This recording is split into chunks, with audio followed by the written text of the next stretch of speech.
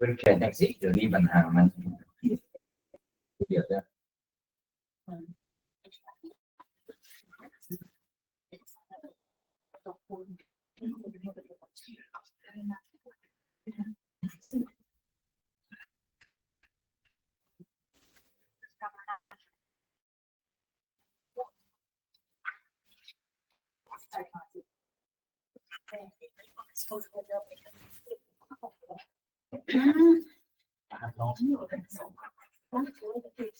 สองสาม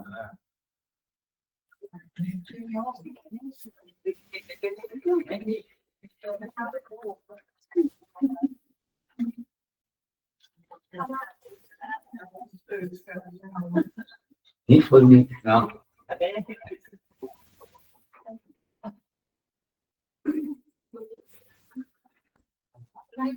อยู่ในมาตรา12เนาะแล้วมันมายกเว้นเนาะบาทนี้อยู่ในตัวย่อยมันทั้งสองมันขายภายในยกเว้นเนาะแต่มันมีตัวนี้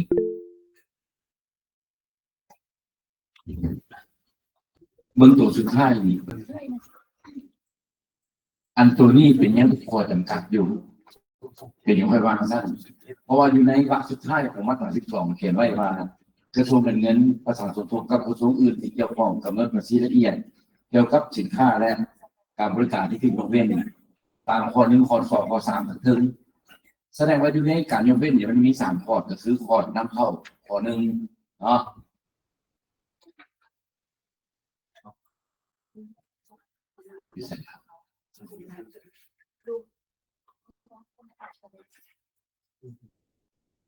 นี่เนาะข้อ1มันนำเข้าข้อ2มันเป็นขายภายในข้อ3ตัวออกข้อสั้นอยู่ในแต่ละรายการที่กำหนดไว้อยู่ข้อ1ข้อ2ข้อ3เนี่ยต้องมีเอิ้นมาก็คือน้องถามอยู่ที่พันกับกสิกรรมเนาะก่อนต้องประสานกับกสิกรรมหรือสาธารณกำหนดไปได้อะไรอย่างมันพอสั้นระยะนี้หนีทุกอย่างเลยนะแต่เป็นว่าทางต้องอย่างยกเว้นนะน้องต้องเก็บไปซื้อราคากรมกรเพื่อต่อเพราะว่าก็คือจากเล่าเลยว่าทั้งอักษรแขวงนะหรือว่าแม้กระทั่งอาจารย์ยืนเล่าอยู่นี่นะอันนี้เป็นการชี้แจงโมดูลเป็นการยั่งยืนไหนพอสิ่งของเขาบอกจะพิจารณาพอมุมมองตามนั้นตัวนี้ความหมายนะเพราะฉะนั้นได้ระดับมันเป็นเขตไปเสนอเขาตาสุดมือถึงมีสุดมือสาขาหรือว่าสุดมืออีสานมันการพยาธิดิเพราะสั้นทุกอย่างนั่นอันนั้นเขาจะมีคำชี้แจงให้เราเพราะว่าอักษรแขวงนี่นะ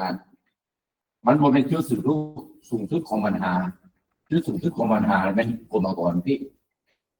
คันถามว่าอะไรที่ว่าเขาจะบอกให้เอาเสนอกรมกรเพื่อแต่ว่าเวลาเขาเสนอข่าวกรมกรเขาต้องชี้แจงห้องไหนว่าถุงมือนี่มันอันทับไส้หางเนาะมีผลประโยชน์ด้านไหนแต่ที่พันกับเรื่องงานนั่นกสิกรรมแล้วไหนกสิกรรมนี่เข้าใจว่ามี2 อันเด้อปลูกฝังกับเรื่องสัตว์เดี๋ยวทุกเข้าใจว่าไม่ได้ปลูกฝังอย่างเดียวไหนเนาะ4 2 4 6 8 10 9เนาะเดี๋ยวผู้ที่สาวป้าไว้2 คะแนนเลยนี่นะผู้ที่21เบิ้ลไปบ่ได้โอ้โหแม่นะพี่เราปิดเด้อปิดทำนี่สาวคนโคกแล้วเข้าใจเนาะป่านนี้ตัวของน้องมานี่นะแล้วแม่นว่ามันสิอยู่มาตรานี้มาตรา30 31นี้นี่นะมันอยู่ข้อ4ของมาตรา31ผู้มอบของมูลค่าเพิ่มฝ่ายพร้อมมาเป็นผู้ดำเนินธุรกิจนั่นแหละให้มอบของมูลค่าทุกธนาคารที่เบิกจ่ายเงินงบประมาณแห่งรัฐจากการของสินค้าและการบริการอยู่ภายในชาติหรืออยู่สาขาที่มีภาษีข้างในชาติเห็นไหมอันนี้กฎหมายกำหนดให้จ่ายก่อนแต่ว่าจ่ายแล้วเอาไปไว้ใส่เป็นเงินลงหน้าเป็นเงินลงหน้าบัตรทอดวีซ่าของมูลค่ารวมจากจะอธิบายหรอกเป็นอย่างเขาเคยปั๊บว่าเอาน้อยหนึ่งเนาะเนื่องจากว่าก่อนรายได้มันเป็นวิชาที่ว่าค่อนข้างง่ายเข้าใจง่ายมันบ่ซับซ้อนบัดนี้อันตัวเจ้าของหน้าเขาอยู่ข้างหน้าเป็นของมูลค่าเพิ่มว่าก่อนกำไรกัน 2อันนี้มันยากมันยาวแล้วก็ปีกายนี่แม่นรุ่นปีกายนี่แม่นเขาบ่ถนัดกับกำไรเนื่องจากปีกายมีคำถามหลายพูดก็เลยเห็นบนเรียนเขาซ่าสุดท้ายเวลาเขาจะเสียงเป็นบนเรียนก่อนกำไร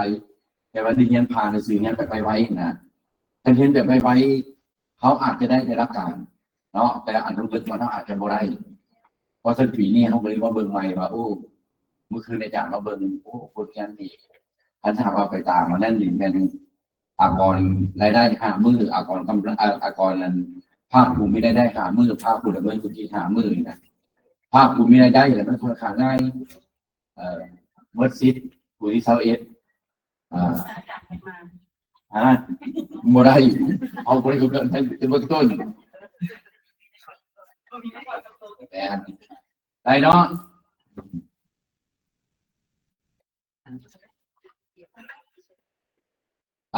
คนคือคนเรียนน้อยหนึ่งเนาะ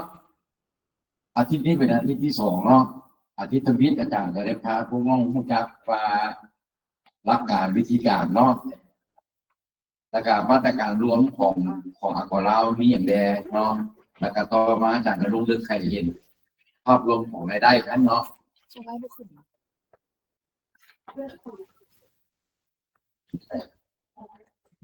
บุกขึ้นฟ้าเบิ่งดูเนาะแต่ดอกฟ้าเห็นฟ้ามู่แล้วในที่ผ่านมาส่วนใหญ่นะมันเป็นหลักการเนาะวีซ่าทำวิทย์ขนาดนะครับก็มาเลยเป็นอาจารย์จะพามาลงลึกตัวก็รายได้จากเดือนนี้นอนราคาสิบอิสระซองตัวนี้17ซองตัวนี้มันจะเป็นพื้นฐานในแค่การรายเลี้ยงเนาะรายเลี้ยงอากรรายได้ประจำปีเท่านั้นไปเดินมาดู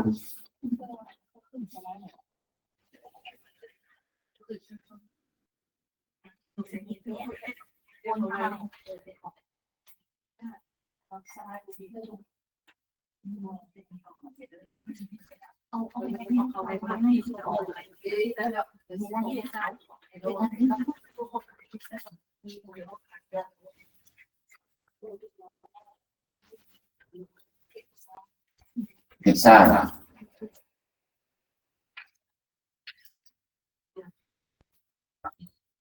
วันนี้มื้อนี้เนี่ยเขาจะมาเรื่องสืบต่อ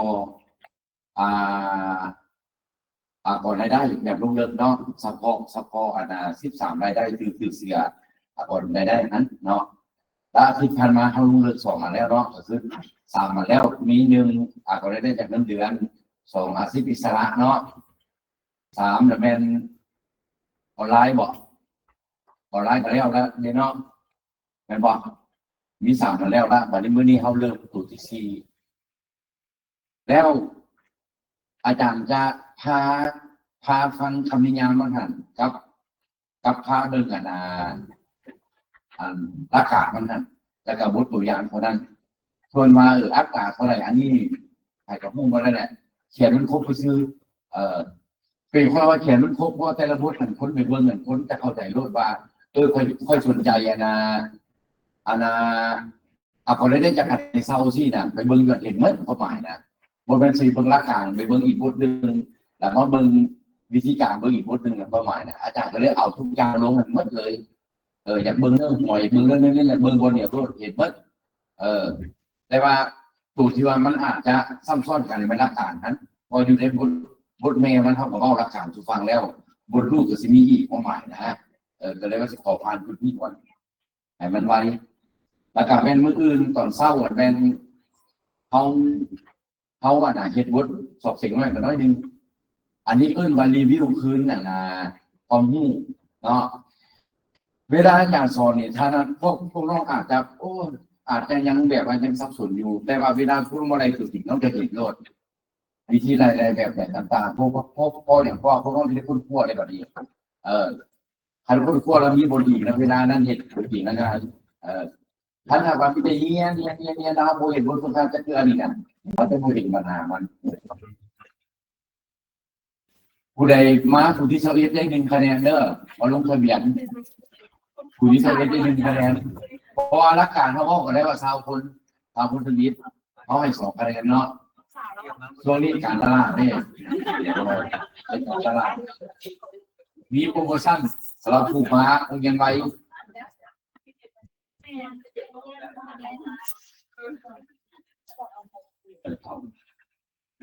เขาบอกให้แบบนี่นะพอเราอยู่นี่ใช่ไหมมันคือบนใหญ่ใหญ่ดีมันคือบนดีดีตอนนี้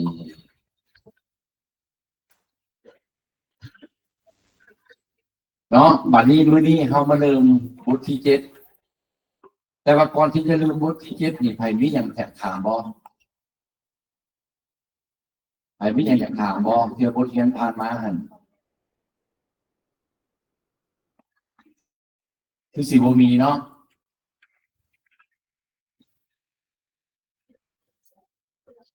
คันบ่มีมื้อนี้เฮาเข้าบทที่7นี่เว้าเรื่องอากรรายได้จากเงินปันผลดิเนาะอากรรายได้จากเงินปันผลนี่แม่นอากรที่ว่าคิดได้จากเงินที่ว่าบุคคลที่บุคคลและการจัดตั้งที่บริษัทดำเนินธุรกิจเด้อไปลงทุนอยู่บริษัทแต่ยืนเนาะแล้วก็ได้ผลตอบแทนคืนจากเงินปันผลนี้ซึ่งว่าเงินปันผลตัวนี้นะจะสามารถคิดได้เป็นเงินปันผลได้ก็ต้องเมื่ออย่าง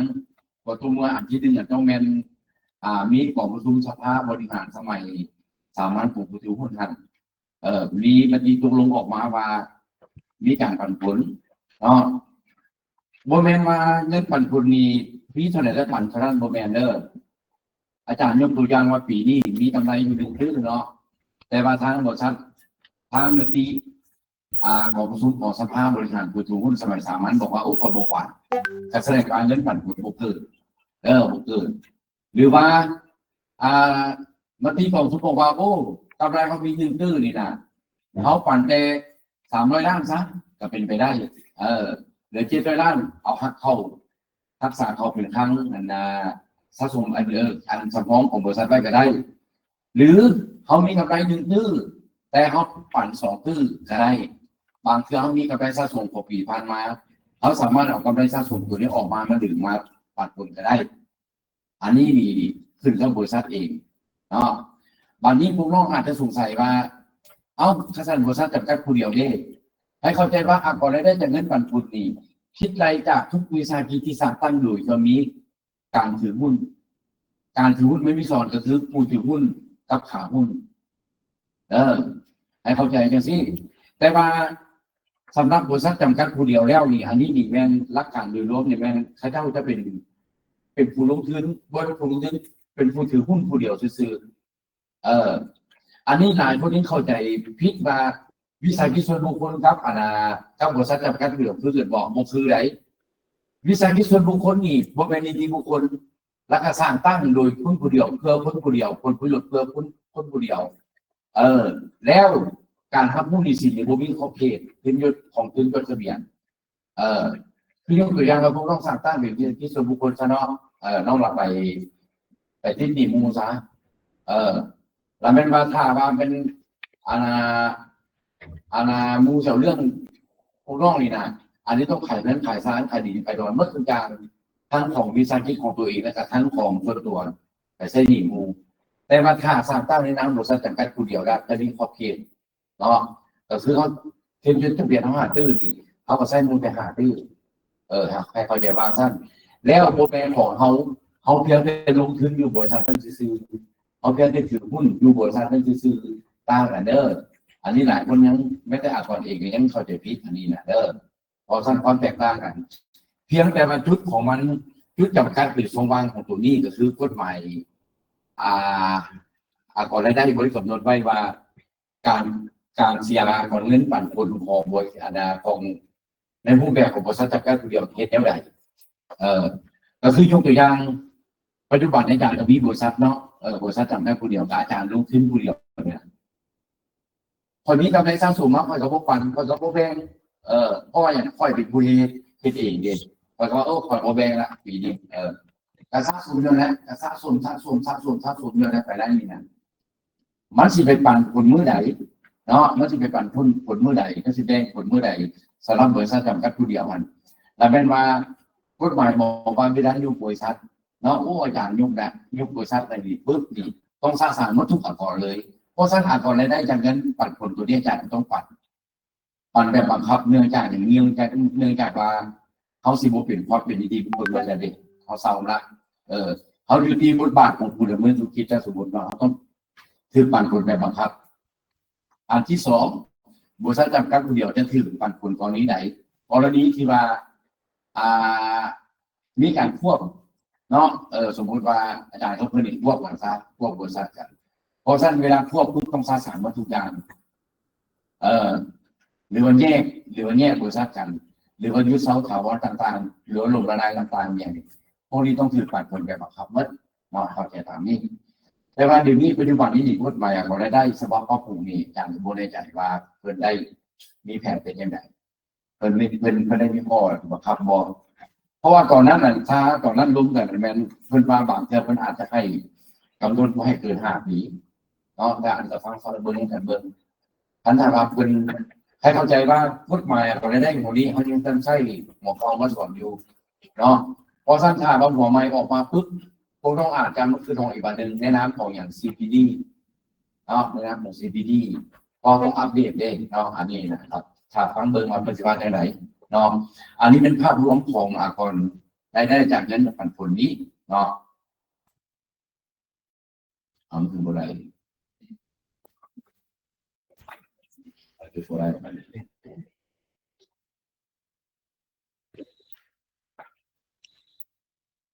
ถ้าบ้านอาจารย์เอาตัวนี้นี่ถ้าบ้านเห็นบ่เห็นมั้ยโอเคเสร็จเอาตามตัวนี้เสร็จแล้วมันเรียนได้อยู่ในตัวนี้เนาะ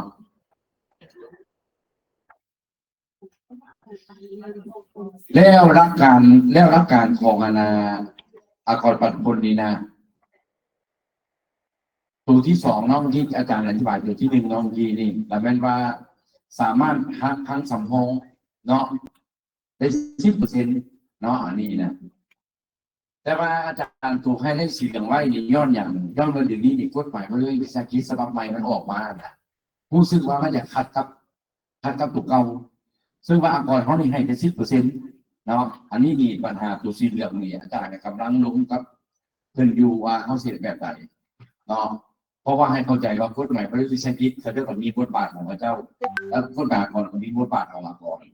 ชื่อบริจาคมาเป้าว่าเขาเป็นคณะอากรกับคณะบัญชีหันเนาะอันนี้นะเป็นไงฮะถ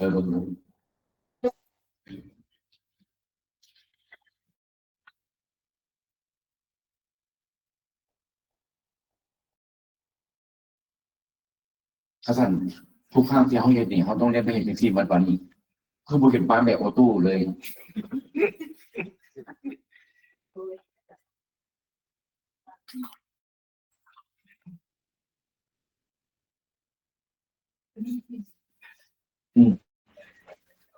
เอายาพวกไปจับเอาคนไปเพื่อนอันนั้นเราก็ได้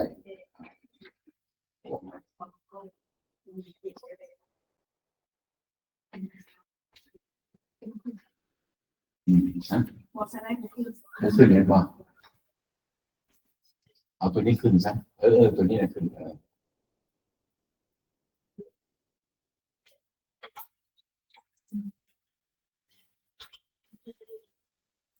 แต่ว่ามันเรียนว่าอะไรเนี่ยปัญหาแต่ว่าถ้าว่าอาจารย์เอาตัวนี้ขึ้นเนี่ยพวกน้องบ่เห็นมันบอกบ่ได้บ่เห็นมันบอกแต่มาสิประเด็นให้ดู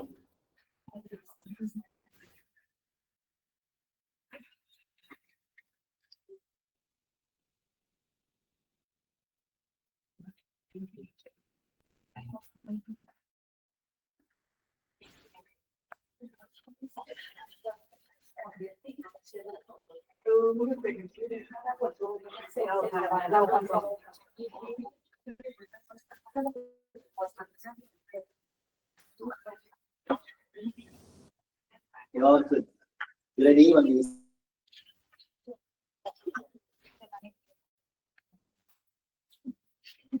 แป๊บนึงเนอะแป๊บนึง อักษรรายได้นี่มันจะสับสนนี่มีวิชามีอักษรรายได้จากเงินปันผลนิดนึงมีอักษรรายได้จากการให้เซาเพราะนั้นถือว่าพอทำสับสนเรือนั้นมันง่ายพอรักการมันดูสับสนเครื่องอักษรรายได้จากการให้เซานี่มีทั้งไฮยูล่ากับเก็บแลกเปลี่ยนกันกับเก็บนอกจากได้จากคาเซาแล้วได้อันอื่นกับเก็บมันมีหลายสูงแล้วอันลักๆอีกอันนึงอย่างแมนอากรสามารถยกรายรับได้ยกรายได้ยกค่าเช่าได้อันนี้นะแล้วก็ในบ้านหนึ่งบริษัทในบ้านนี่ถึงว่าค่าเช่าที่กำหนดอยู่ในสัญญาเช่าน่ะในบ้านจะยังยืนตามอากรนี่มีสิทธิ์ปฏิเสธคือยกตัวอย่างมันเหมือนหนังเนี่ยบอกย้ายเนาะเช่ากันนั่งขอเจ้าของสร้างให้นั่งขอเช่าเพื่อนนั้นเนี่ยสมมติว่าอยู่ในห้องตลาดเนี่ยมันอาจจะมีมูลค่าอยู่ประมาณ100 ล้านแต่วันนั้นบ้านไปเซ็นได้ยืนว่า10 ล้านสี่นะอันนี้อากรมีสิทธิ์ปฏิเสธเป็นยังไงโอเคเอาในงานรอท่านใครมีคำถามเนี่ย เขามาจากสมมติว่าเขียนอันนั้นเงินคนเสีย100 ล้านแต่ว่าอาคารมันแบบโซ่จัดแล้วแกก็รูดราคารูดเนี่ยทางเซาประมาณ40-50 ล้านต่อปีมันจะถ้าว่ามันจะมีอยู่2 กรณีเนาะคอยให้เจ้าเช่าถือแต่ว่าเจ้าต้องส่งไปให้ค่อยแล้วเขาเจ้าค่าส่งไปกันบวกกับค่าเช่ามันเป็นเพื่อถังคิดได้พอรายได้สมมุติว่ามูลค่าส่งแปลงนะแล้วเป็นว่าเขาจะเอาไปหารให้ระยะที่เช่าสมมุติอาจารย์ให้น้องเช่า50 ล้านนะสมมติเนาะน้องต้องแปลงเงินหลังนี้สมมติว่าให้เช่า50 ล้านภายใน10 ปีน้องต้องแปลงเงินหลังนี้อาจารย์สมมติเนาะแล้วหลังนี้แปลงแล้วสมมติมัน1 ตื้อเขาจะ1 ตื้อหาร10 ปีพอระยะเช่า10 ปีเลยแล้วทุกปี1 ล้านนึงทุกปีนึง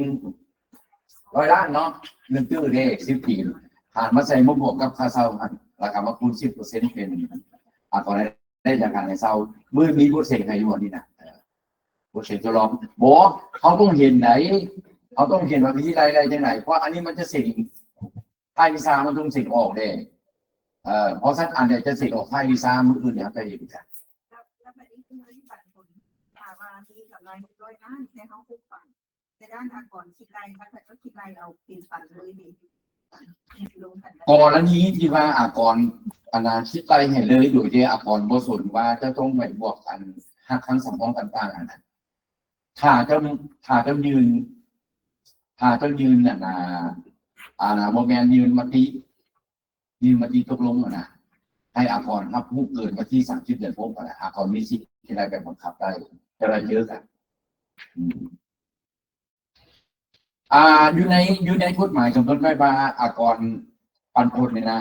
หลังเป็นมาพวกน้องต้องมีความชัดเจนต้องมายืนให้อากรผู้ก่อน30 เดือนพบโดยอีกเสมาที่ตกลงของประชุมสมัยสามัญผู้สูงนั่นแหละของปฏิบัติไหนปฏิบัติโปปันต้องแจ้งมาโลดถ้าว่าปฏิบัติโปปันอยู่ดีนี่เนาะแต่ว่าตัวเสยืนมาหาก่อนที่1 เดือนเซฟมาเท่าไรโลดแล้วก็ครั้งสำรองตัวที่เรื่องนี้นะอาจจะเป็นวัน5 ปีแต่อาจจะสามารถเอาอากรเอากำไรสะสมมาที่รายได้ต้องเอาเฉพาะในปีครับแบบนี้คือเขายืนไปฟ้องมันรูปนักรีคือมีรถสรุปที่กันสมแล้วมันเป็นของช่วยระบบปันผลดีเขาไปมีเขียนกับผู้วันกับอากรก็ได้ไหมจะมาอากรสภาจัดรายนี้ที่อาจารย์บ่ได้เลยเนาะไปบอกให้จะไปอ่านกฎหมายนั้นโบเลก็คือว่าเนี่ยขั้นทาว่าให้พ่อกับเฮ็ดซื้อมาหาทั้งผมที่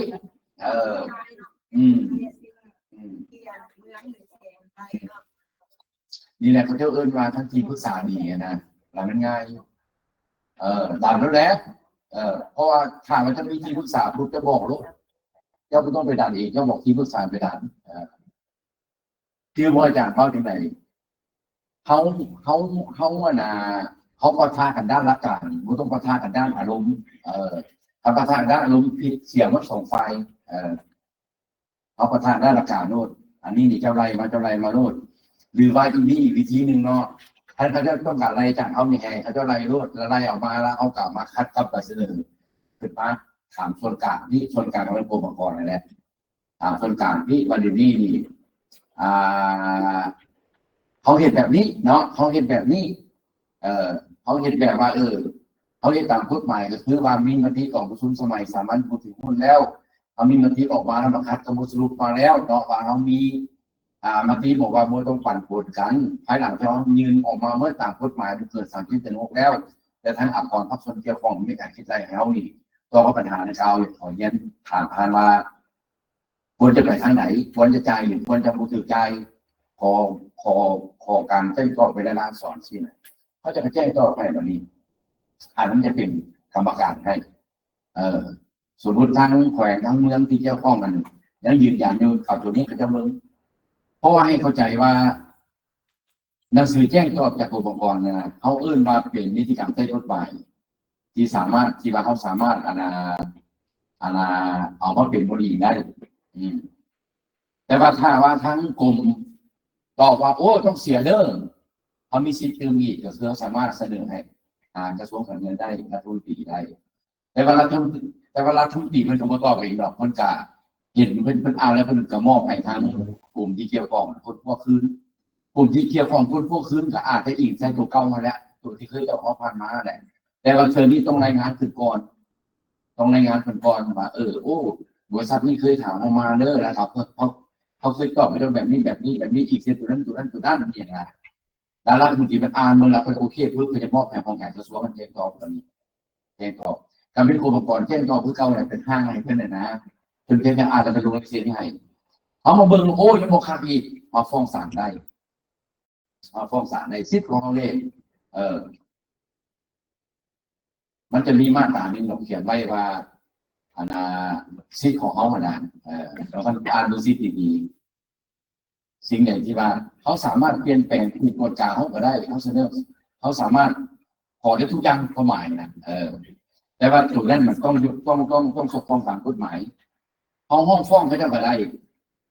แต่ว่าต้องเบิ่งว่าสิ่งที่ห้องฟ้องนั้นบ่แม่นเป็นการมานั้นเรียกก็ตามนี้ใช้ให้ภาษี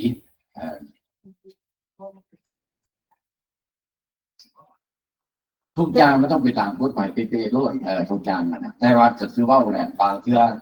กฎหมายก็เขียนเป็นบรรยัติไว้เนาะเอาต้องผ่านขยายดิบางเทื่อผ่านขยายมาบางวันขยายที่ก็มีเนาะมันคือยกตัวอย่างว่าแล้วธรรมดามันอักษรพันธุ์คนมีถามว่าคนมีมันดีสักกี่แล้วใครสิโบแบนนี่เจ้าสิมาบังคับให้พ่อยเสียนี่พ่อยก็บ่เสียความหมายนะผู้หนึ่งเนาะ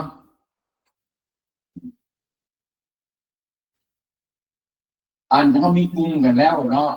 ถ้าว่ามันไปอยากถามมันจะถามน้องกลุ่มมันจะได้หรือว่าบ่อยากถามน้องกลุ่มจะถามว่าส่วนตัวอาจารย์ก็ได้เนาะและเนี่ยเราถ้าอาจารย์จะขอ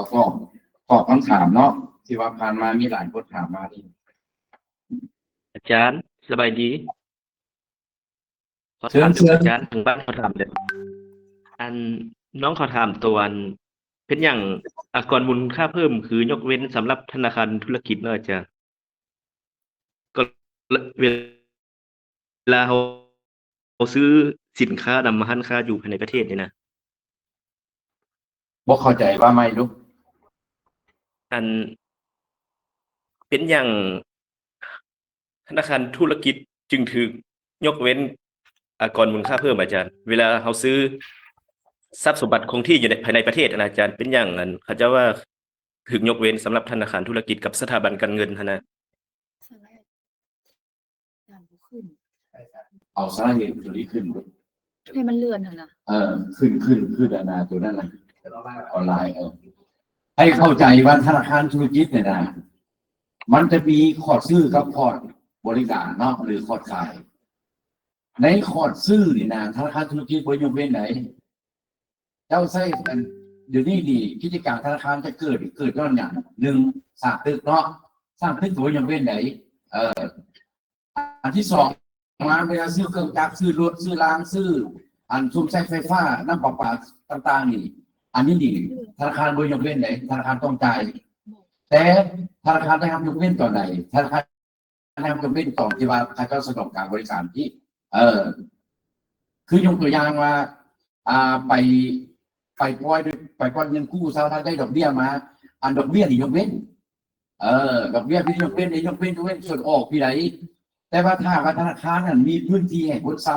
เนาะยกตัวอย่างธนาคารไอ้ก่อนแซบอกถูกเก่าขนาดตอนอัตราเศร้านะเห็นว่าสั้นลุงนี่เขาเจ้าให้สั้นลุงนี่เขาเจ้าเฮ็ดดำเนินธุรกิจของเขาเจ้าเองนี่นะแต่สั้น2สั้น3สั้น4สั้น5สั้น7เขาให้เซานี่อันนี้คือเสียงก่อนได้จากการให้เซาได้เพราะฉะนั้นละ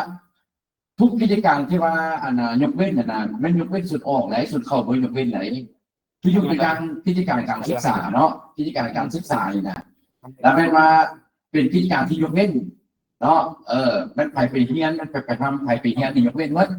แต่ว่าเวลาที่ว่าการศึกษานี่เขาเจ้าใช้ไฟฟ้าเนาะเปิดแอร์เปิดอย่างนี้ของลูกค้าเพิ่มจากไฟฟ้านี่ต้องจ่ายไหนอันนี้บ่ยกเว้นไหนเขาจะยกเว้นบางสิ่งบางอย่างซื่อให้บ่เป็นทุกอย่างไหนสำหรับการศึกษานะเช่นว่าสมมติว่าโรงเรียนน่ะนะวิทยาลัยสุสกะสมมติเนาะอันนี้ต่างผมเคยไปเที่ยวยกตัวอย่างวิทยาลัยตัวนี้นี่แม่นดำเนินการสอนการศึกษาการสอนเนาะการฝึกอบรมการทำงานต่างๆเนี่ยแหละแต่มันกฎหมายมันยกเว้นผมมึงเข้าเพิ่มสำหรับการบริการก็แสดงว่าผู้ใดที่ไปทุนใช้บริการไปเฮียนไปทำนี่ยกเว้นบ่ต้องจ่ายราคาผู้เฮียนบ่สามารถเก็บแต่ว่าผู้เฮียนในตัวนี้นี่สาธารณะในเวลาที่เขาจะดำเนินธุรกิจเนาะเขาจะมีรายจ่ายยกตัวอย่างค่าไฟฟ้าผู้เฮียนต้องรายจ่ายไหนแล้วบัดนี้ก็คือจำเนาะนั่นได้รับจากการให้บริการยกเว้นอยู่แต่ว่าถ้าว่าผู้เฮียนตัวนี้เนี่ยแล้วเปิดพื้นที่ให้คนเซาเข้ามาเปิดกาแฟอเมซอนซะให้เซาบ้านซะอันนี้ถือเสียไหนผมเป็นอยู่เว้นทุกอย่างไหนห้องหมอก็คือขังนี่ห้องหมอนี่มันถือว่ายกเว้นเนาะแต่ว่าห้องหมอนี่นะเวลาปินเวลาปวดนี่ยกเว้นแต่ว่าเวลาที่ว่าอาจจะมีเงื่อนพักพิเศษให้คนให้อนา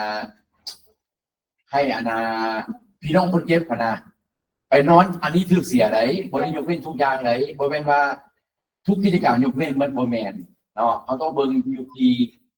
ตัวจริงของปัญหามันเนาะก็คือยกตัวอย่างธนาคารนี่แหละธนาคารนี่มันยกเว้นแต่ว่าบางอันในโมยกเว้นคือยกตัวอย่างธนาคารมีรถแห่งคนเซานี่นะสมมติธนาคารมีรถหลายคันนี่อันผู้อื่นมาเซานี่อันนี้บริยกเว้นหรือว่าธนาคารเอาพื้นที่คนอื่นเซานี่ก็บริยกเว้นอันนี้นะเนาะลักๆอาจารย์ในอธิบายจุดนี้แม่น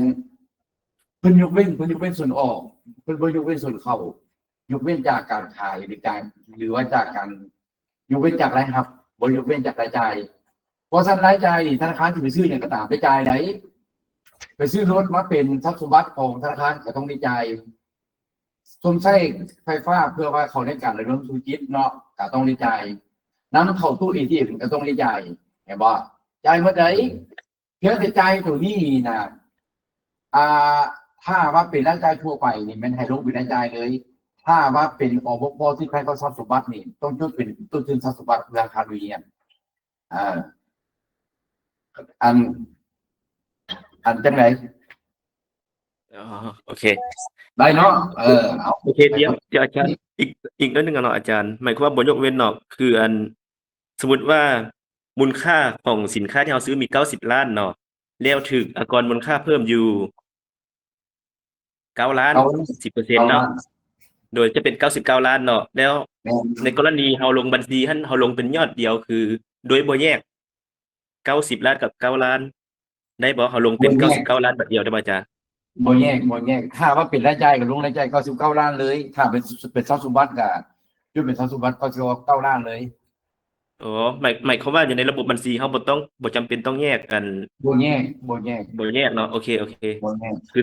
สิแม่นคืออาจารย์เว้าเนาะแม่นล่ะหมายความว่าเราบ่ยกเว้นแต่ว่าเราสามารถจดเป็นยอดเดียวเป็นทรัพย์สมบัติคงที่เลยเนาะอาจารย์เนาะ แมน โอเค ขอบใจเด้ออาจารย์เด้อ เจ้าแต่ว่าจะขอสื่อจุดหนึ่งตัวนี้นะโมเมนต์ว่าทุกครั้งที่ซื้อจะเป็นคือแวดมาเดอร์อันตัวที่คืออักมูลค่าเพิ่มนี่จะมี3กรณีเท่านั้นหนึ่งเป็นนักขอสินค้าจากต่างประเทศอันนี้มันเจ้าหน้าที่ภาษีเป็นคนเก็บอันที่2มันซื้อภายในประเทศจากผู้อยู่ในระบบอักมูลค่าเพิ่มนี้อันที่3เนี่ยมันซื้อสินค้าและการบริการจากนี่ที่บุคคลต่างประเทศที่บุคคลกับเราทันสมมติเขาไปซื้อซอฟต์แวร์ซะเนาะซอฟต์แวร์ซะเขาไปซื้อจากนิดหนาจากซี่นะเขาซื้อมาปุ๊บเขาต้องคิดรายจ่ายแบบอันนี้นะเพื่อว่าไปซื้อกับบุคคลหนึ่งเขาต้องจ่ายไหนแวดจะเกิด3กรณีตอนนั้นเนาะกองมูลค่าเพิ่มจะเกิด1แล้วแม่นกรณีที่วันนั้นขอสินค้าจากต่างประเทศ2แล้วแม่นซื้อสินค้าภายในประเทศเนาะ3แล้วแม่นซื้อสินค้าและการบริการจากนิติบุคคลต่างประเทศที่บริจาคทะเบียนอยู่สปป.ลาวนี่เดือนนั้นมีเดือนนั้นจะกระจายแบบสมมติว่าน้องไปซื้อดินตอนนึงครับเท่าก่อซะเนาะเท่าก่อหรือว่าเดินมันดำเนินธุรกิจเนี่ยจะถือเป็นอักษรรายได้เท่าก่อจะเสียก่อนรายได้แต่ว่าถ้าว่าไปซื้อดินกับเท่าก่อนี่เป็นวิสาหกิจซะแล้วมันต้องจ่ายแบบเนาะโดยหลักการนี่นะ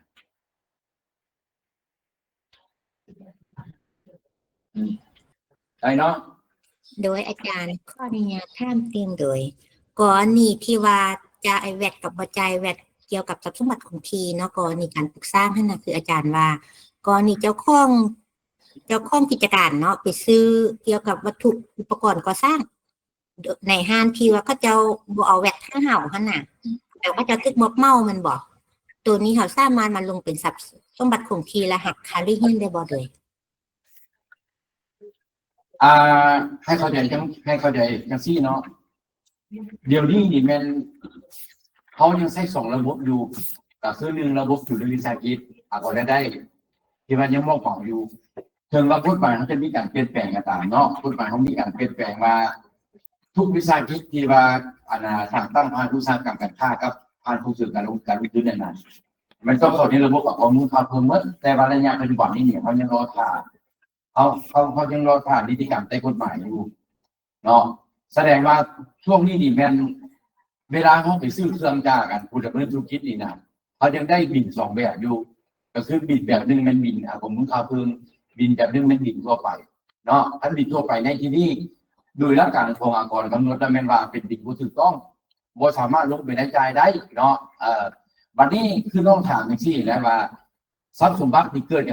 จากหยังก็เกิดจากรายจ่ายให้เข้าใจว่าเกิดจากรายจ่ายเมื่อเพียงแต่ว่ากฎหมายบริการสีกำหนดไว้ว่ามีบางรายจ่ายครับเขาเจ้าบ่รู้เป็นรายจ่าย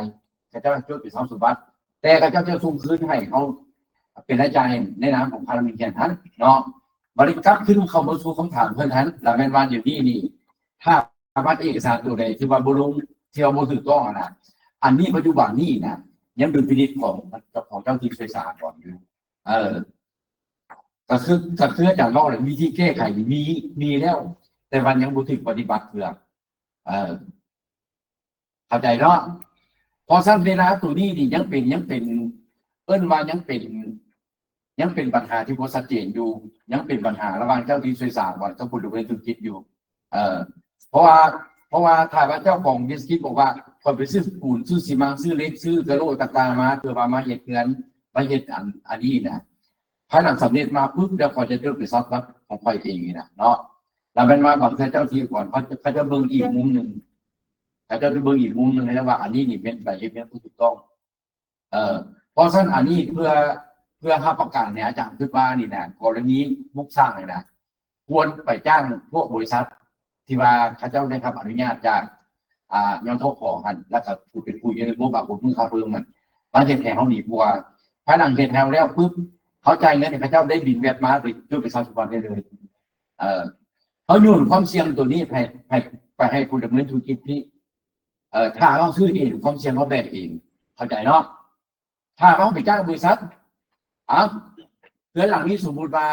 เบิด10 ตื้อซะเขาต้องไปจ้างบริษัท10 ตื้อบริษัทเก็บแบกจะเขาอีก1 ตื้อเป็น11 ตื้อเนาะ11 ตื้อตัวนี้ถ้ากิจการของเขามันมีแบบส่วนออกนะเขาก็1 ตื้อส่วนเข้าเสียใจบริษัทก่อสร้างมาหาผู้ได้เนาะถ้าเป็นกิจการธนาคารก็ลงเป็นต้นทุนไปเลย เนาะคืออาจารย์อธิบายแล้วบ้านนี้เขาแบ่งความเสี่ยงบอกเขาแบ่งความเสี่ยงอย่างเมื่อเพราะว่าเขาได้ไปเก็บเงินของมูลค่าเพิ่มเขามาลงเป็นทรัพย์สมบัติเลย แต่ว่าผู้ที่มาฮับเหมาเขาอีกแบบความเสี่ยงแทนเขาแบบความเสี่ยงจังไหนผู้ที่มาฮับเหมาเขาอีกปุ๊บเขาจะไปซื้อปูนซื้อซีเมนต์เนาะซื้อเล็กซื้อสีซื้อกระโหลกซื้อกระเบื้องต่างๆว่าไปซะบ้านนี้ไอ้นี่แบบความเสี่ยงแทนเขาบ่ไหนสิได้บินถือต้องบ่หรือบ่ถือต้องบ้านนี้มันจะไปบอกเรื่องกำไรขาดทุนของบริษัทนี้บ้านนี้นะกำไรก็คืออาจารย์เคยอธิบายเรื่องต้นไหนว่ากำไรที่สามกำไรทางด้านบัญชีเนาะกำไรทางด้านบัญชีนี่ท่านสามารถเอาทุกรายจ่ายลงเลยเพิ่นบัดนี้กำไรทางด้านก่อนใครเป็นคนเฮ็ดกำไรผู้น้องหรือผู้นี้คือเก่าผู้น้องก็มาเบิ่งแล้วโอ้อันใดที่ลงเป็นรายจ่ายได้อันนี้ลงเป็นรายจ่ายไว้น้องก็เอาออกแล้วบัดนี้แล้วกำไรที่สามเนี่ยกำไรจากการโครงการเจ้าที่ช่วยสากลเขาจะบอกมาเบิ้งซื้อแล้วแบบนี้ว่าตัวกำไรที่เราต้องลงผ่านการกดการพวกน้องเจ้าบีบแล้วว่าอันนี้กำไรทางหน้าบอกแล้วเจ้าตรวจเบิ้งนี้แบบนี้ถ้าว่ามีตัวหรือตัวหนึ่งที่ว่าเขาจะบอกว่าบ่ได้พัดกับกฎหมายลงเป็นรายจ่ายทางด้านช่วยสากลบ่ได้เขาจะตัดออกรายจ่ายตัวนั้นเป็นเกิดว่ารายจ่ายบวกกับกำไรบวกกับกำไรจะสูงขึ้นบาทนี้จากเขาจะตัดรายจ่ายตัวออกและอีกอย่างตามมาบัดนี้ปั๊บใหม่ 50% มันจะตามมาโดดเห็นบ่พอสั้นค่าว่าเขามาเบิ่งสองแง่นึงค่าว่าเข้าไปซื้ออันวัตถุปูนทรายหรือต่างๆเขาไปซื้อเองนี่ความเสี่ยงตัวนี้เขาจะเป็นผู้ชนแบกแต่บางครั้งถ้าเราไปจ้างบริษัทจะเป็นผู้แบกแทนเขา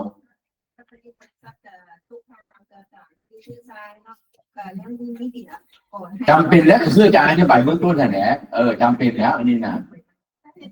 เพราะมุมมองของจังหวะการย้อนตัวนี้แหละอาจารย์กับก่อนหน้าอาจารย์ก็ยังอยู่ในภาครัฐนอกอาจารย์ก็เสนอทางสภาอย่างอาจารย์ซี่แหละสภาผู้ดีว่าโอ้แสดงว่าความเสี่ยงมันยังดีอยู่มันยังมีช่องว่างอยู่แสดงว่าตัดมดก็คือว่าทุกวิสาหกิจที่สั่งตั้งผ่านอุตสาหกรรมการค้าหรือว่าส่งเสริมการลงทุนนี่ต้องเขาเรียนรู้กับของเพิ่มนำใช้มาตรฐานเดียวกันก็คือเก็บแบบเมื่อแต่ว่าเพื่อนให้นโยบายเบื้องต้นธุรกิจขนาดน้อยของจุ่มนี่นะแล้วมันเก็บแบบให้แต่ว่าบัญชีอาจจะมือถือก็ได้เพราะว่ายังมีความพร้อมเด็กเพื่อนได้1 ปีน้ำยิบอันนี้นะแล้วแบบที่มันเก็บมานี่นะมันเก็บมา 10% เนาะแล้วแม่นรัฐจะให้เป็นออโต้ 4%ให้ออโต้หรือ4ก็ยกตัวอย่างว่าวิสาหกิจของอาจารย์เป็นขนาดจุดเนาะอาจารย์มีหน้าที่เก็บแบบมาผู้นี้มาใช้บริการเก็บแบบ 10% แต่ว่าแบบอาจารย์เก็บมานี่อาจารย์จะทอเขารักแต่ปุ๊บ4เนี่ยอยากเอาจูงใจเด้ก็คือจ้างมาผู้เรียนไว้2คะแนนนี่แหละอันนี้ก็คือกันผู้ใดที่มาเกิดผู้ที่21ขึ้นเมื่อนั้นได้1คะแนนเรื่องนี้เอาวางระเบียบเขาวางหลักการกันเลยดิเนาะแต่ว่าสูงสุดผมเกินซาวเด้อสารวิชานี้เนาะอาจารย์สร้างแหละโดยอาจารย์มันนี่ใบเท่าอันนี้ใบเก็บเงินที่ว่าทางอาจารย์ออกให้สร้างผู้ที่ว่าสมไส้เนี่ยสามารถเอาไปลงในใจไปปิดเบื้องสุดเข้าได้ไปขอคืนได้ปกติถึงว่าแม่ตัวนั้นบนทองเป็นซิปก็ตามเข้าใจเนาะอาจารย์คิดว่าจากพวกน้องซิปแต่อาจารย์เป็นมอบแต่6เนาะใส่ว่า4เนี่ยอยากได้นะดีแต่พวกน้องใจซิปมาได้เนี่ยพวกน้องก็สามารถไปหักได้อันนี้เป็นวิธีทางแก้ไขอาจารย์คิดว่าน่าจะเป็นประมาณปีหน้าเริ่มจะตั้งปฏิบัติตรงนี้นะเพราะฉะนั้นปีนี้เขากับแบบเขาเชี่ยงน้ำกันไปต่อก่อนเนาะเวลาอะไรเลี้ยงกันนะเวลาอะไรเลี้ยงก่อนกันยังเบิ่งคือกับกันยังเบิ่งคือเก่าอยู่โอ้อันนี้นี่บุษือเด้อไปกินนั่นบุษือกล้องเด้อไปกินนั่นคือกล้องเนี่ยของไฟมีแต่ไปกินมันจุนเนาะสมมติเนาะเคยเห็นไปกินมันจุนบ่บุเดียวเด้อบุดีบ้านนี่อาจารย์ไปขึ้นหอนซีทีอาจารย์จะเขียนมาให้เจ้าเบิ่งแล้วนี่อาจารย์ไปเปิดเบิ่ง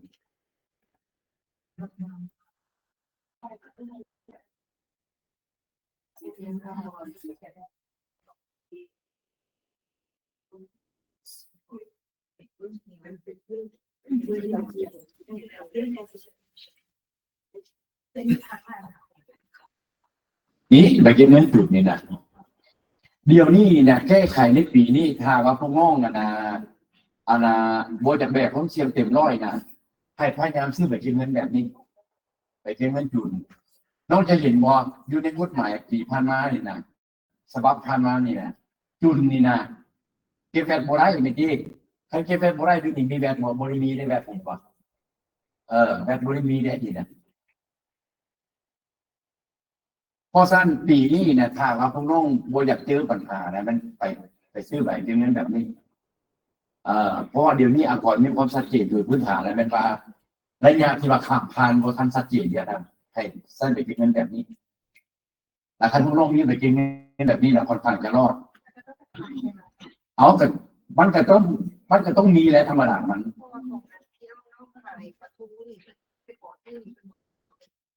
คันข่าว่าไปขอซื้อเพิ่นไว้ต้องเบิ่งอยู่ที่ว่าเดี๋ยวนี้นี่ทางพี่น้องของน้องนี่แม่นดำเนินธุรกิจบ่คันดำเนินธุรกิจแต่เขาจะต้องให้เดี๋ยวนี้ให้เข้าใจว่าในช่วงข้ามผ่านกฎหมายบ่ใหม่นะแล้วแม่นว่าบินนี่จะมี2บินอันที่1เนี่ยมันบินจุดนี้เนาะบินตัวที่2แล้วเป็นบินตัวนี้บินในความมูลค่าเพิ่มนี่บินในความมูลค่าเพิ่มนี่มันจะมี2แบบมันมีอีกแบบนึงมันตัวนี้บินนี้แต่ว่าเว้าบินแบบนี้นะบ่แม่นเฉพาะแต่2แบบนี่เด้ออันนี้อาจารย์ซูหน่อยนึงให้เบิ่งซื่อคือส่วนนี้นี่จะอีกเป็น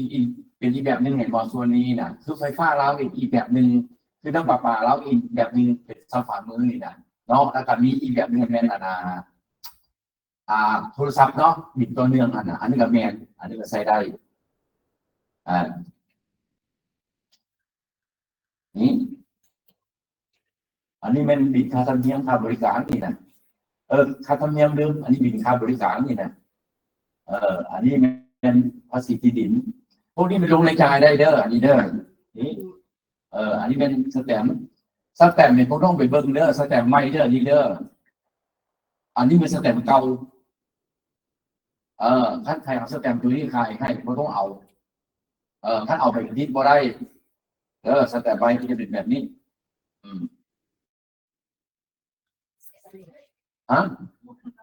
เดี๋ยวนี้มันยังใช้อยู่ ใส่เลยเนาะใส่เนาะกลับคืนมาใบนี้วิธีแก้ไขที่ดีที่สุดช่องข้ามพานเนี่ยมันใส่ตัวนี้ใส่ตัวนี้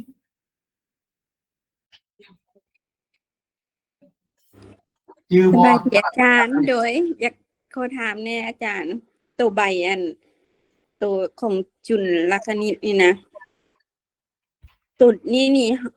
เพิ่นจะไล่ก่อนอยู่ในตู้เลยบ่หรือว่าต้องแยกออก ธรรมดามันไปยี่ดิพวกนี้ก่อนมูลค่าเพิ่มบนนี้ก่อนมูลค่าเพิ่มเด้อแต่ว่าช่วงระยะหนึ่งเมื่อกี้นี่นะมันละมีแยกการตัวหนึ่งออกมาว่าให้เอาตัวนี้นะเป็นแวดฝั่งในเป็นแวดฝั่งในแต่ว่าตัวแวดฝั่งในตัวนี้ยังให้เข้าใจว่ามันสำหรับพวกที่ว่าอยู่ในระบบแล้วเพิ่นพิมพ์ออกมาหลายแล้วเพิ่นมันหลายแล้วนะแล้วเพิ่นยากมันเพิ่นเสียดายแล้วเพิ่นไปสร้างระเบียบขึ้นมาตัวนึงแล้วเพิ่นยูนิคเพิ่นเสียใช่นี่ว่ามูลค่าตัวนี้มันรวมเมียของมูลค่าเพิ่มแล้วทั้งตัวใดที่ว่าเขียนอยู่นี่ว่ารวมเมียของมูลค่าเพิ่มแล้วเพราะก็ถือว่าเมียของมูลค่าเพิ่มแล้วของมูลค่าเพิ่มที่ว่าฝังอยู่ในนี่เขาสามารถเอามาขอคืนลงในจ่ายได้ปกติอันชั่วโมงหน้าซะอาจารย์จะอาทิตย์หน้าซะอาจารย์จะสอบตัวอย่างมาให้เบิ่งและตัวนี้นี่นะแล้วแม่นตัวนี้นะที่ว่ามีการแสดงจำอยู่นี่นะมารวมกันนี่นะแล้วแม่นกับตัวนี้มีคุณค่าโทกันทางการผู้ลงไปซื้อเนี่ยมีคุณค่าโทกัน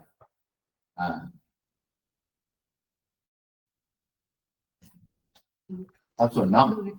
อาจารย์เขาถาม เพื่อนเพื่อนว่าจังสั้นเขาเป็นผู้ปฏิบัติก็เป็นตามเพื่อนด้วยเพราะเป็นอย่างเนาะแต่ว่าถ้าว่าตัวใดที่ว่าบ่มีการจ้ำอยู่นี่นะให้เข้าใจด้วยว่าอันนี้นี่แม่นบ่มีแบบบ่มีแบบบ่มีแบบเพื่อสิไปบังคับว่าโอ้อยู่ในมีฝั่งแบบนี้บ่มี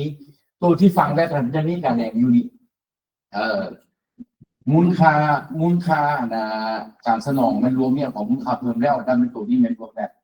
แล้วตัวเดียวที่มีการแดงเจ้าอยู่นี่อาจารย์จะชอบไม่เกินตัวเดียวที่การแดงอยู่ดีเนี่ยแล้วเป็นเขามีคุณค่าตัวนี้เอาใบนี้ใบที่ไม่ได้เนี่ยใครเห็น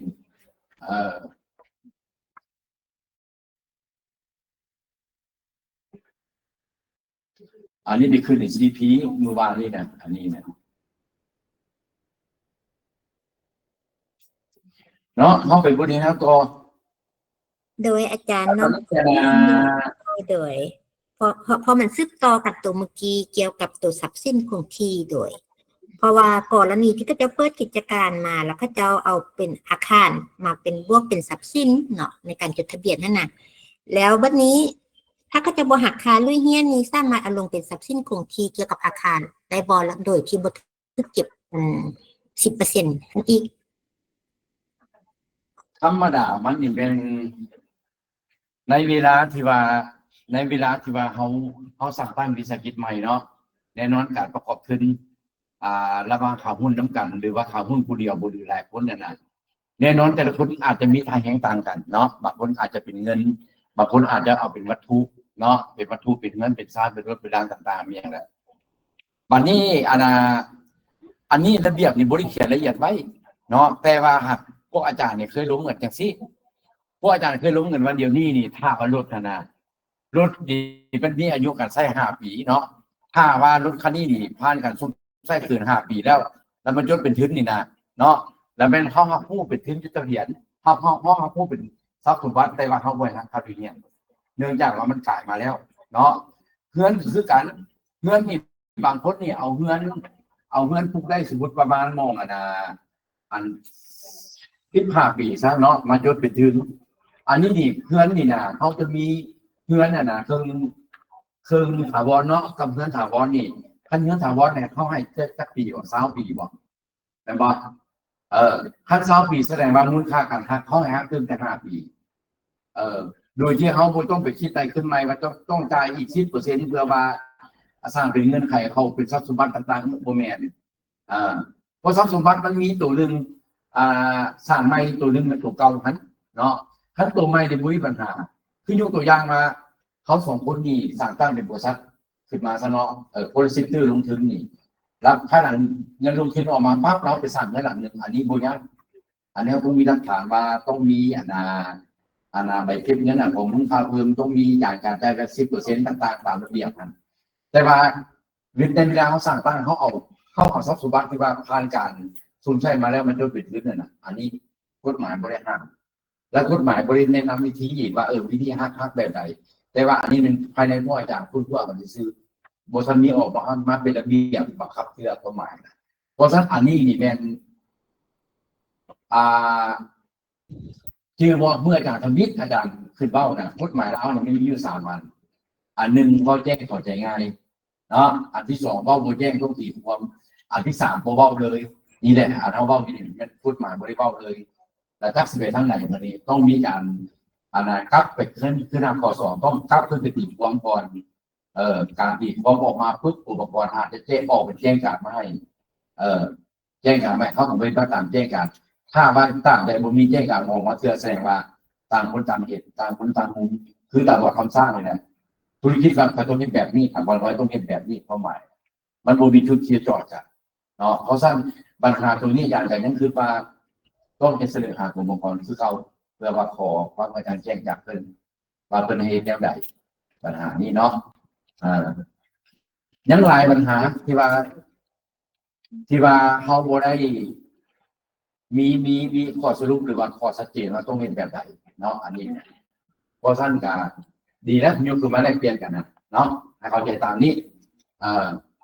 เพราะว่าเวลาที่ว่าเขาเอาเพื่อนเอาซานเอาทรัพย์สมบัติที่ว่าผ่านการใช้งานแล้วนะเนาะมีตัวตรวจผ่านมาแล้วเอามาประกอบขึ้นนี่นะบ่มีหลักการตัวเดียวบอกว่าต้องไปจ่ายอีก10%เนาะบ่มีตัวนี้นะประเด็นคือเป็นอาคารเก่าเนี่ยมาทำมาตั้งมาเขามาเป็นในจังซี่ได้เสียก่อนสร้างว่า เสียแท้บ่มีเอากับผู้สร้างแล้วเสียของมึงขับเพิ่มเหลือก่อนรายได้อยู่ดีแล้ว มันเบิ่งอยู่ที่2กรณีเนาะกรณีบ้านใช้ไปจ้างบุคคลเนี่ยเสีย 2% บอกมากแล้วพนักงานเนี่ยที่กินเงินเดือนแล้วต้องเฮ็ดอีก เจ้าต้องไปเบิ่งคืนว่าอันนี้เขาเรียกว่าการบริการชนใช้เองเนาะเจ้าต้องไปเบิ่งคืนว่าบริษัทเจ้านี่ครับอนุญาตให้ดำเนินกิจการชุดนี้บ่คือยกตัวอย่างบริษัทเจ้านี่ขายรถขายสินค้าเกษตรกรรมเจ้าเสิร์ฟแล้วเจ้าไปก่อสร้างเนาะเจ้าบอกโอ้ขอทุนสร้างเองพอพนักงานทุนสร้างเองให้อนุญาตให้เจ้าบ่ได้แต่ว่าคันเล็กๆน้อยๆได้อยู่แบบพอได้แต่พอเจ้าซื้ออันนั้นมาแล้วเจ้าให้เขาเจ้าแปะนี่หรือว่าทาสีวอสีอาจจะได้นี่นะเพราะคนงานภายในเฮาดีเพราะว่าอย่างคนงานภายในเฮามันมีรายจ่ายเงินเดือนแล้วเนาะมันจะบ่กระทบถึงรายจ่ายอีกถ้าเราไปเวลาไปจ้างคนนอกมาทาสีเฮานี่เขาต้องจ่ายเขามีรายจ่ายเพิ่มขึ้นอีกประมาณ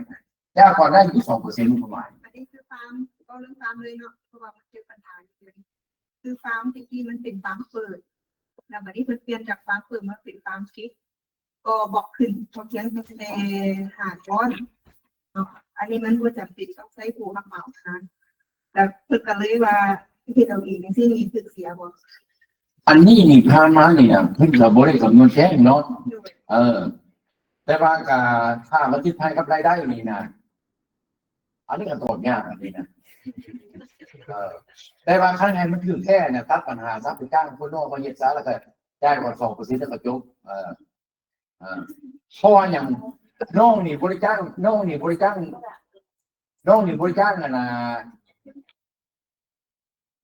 งคนนอกมาก่อนเนาะให้เข้าใจว่ารายจ่ายเกิดไหนรายจ่ายซื้อปูนซื้อทรายซื้ออีบล็อกต่างๆมาฟูขึ้นมาปั๊บก่อนจะถามว่าอะไรเนี่ยโอ้อันนี้นี่แม่นไปซื้อมาเฮ็ดอันนี้เจ้าจ้างไปเฮ็ดบ่ค่อยเฮ็ดเองบางเทื่อมันไหลอีกอย่างนั้น เพราะว่าเวลานั้นฟาร์มมันถึงอยู่ที่ในการเลี้ยงสัตว์เนาะแล้วพนักงานที่กินเนื้อเดือนอยู่กันก็เลยว่าเอามาเฮ็ดตัวนี้เพราะว่าเขาต้องการรับผลเนื้อเดือนไปแล้วที่เดือนเองกระจายเนื้อเดือนนี้แต่ในผลเนื้อเดือนนี้มันต้องได้เสียหมด2%แม่นหลักๆของมันน่ะเขาบ่ต้องไปญาติสิทธิ์ผู้อื่นซะบ่ต้องไปญาติสิทธิ์ผู้อื่นซะญาติสิทธิ์ผู้อื่นมาจะมีปัญหาอีก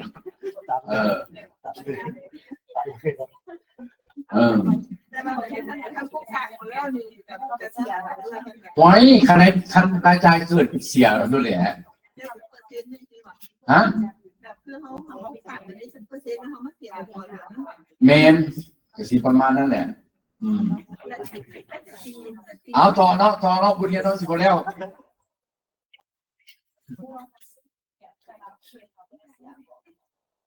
เขาซื้อโปรแกรมอยู่ต่างประเทศเนี่ยจะเสียก่อนเด้อเสียก่อนมูลค่าเพิ่มกับเสียก่อนกำไรก่อนมูลค่าเพิ่มนี่แม่นเขาเสียย้อนอย่างเขาเสียย้อนว่าเขาซุ่มใช้เขาซุ่มใช้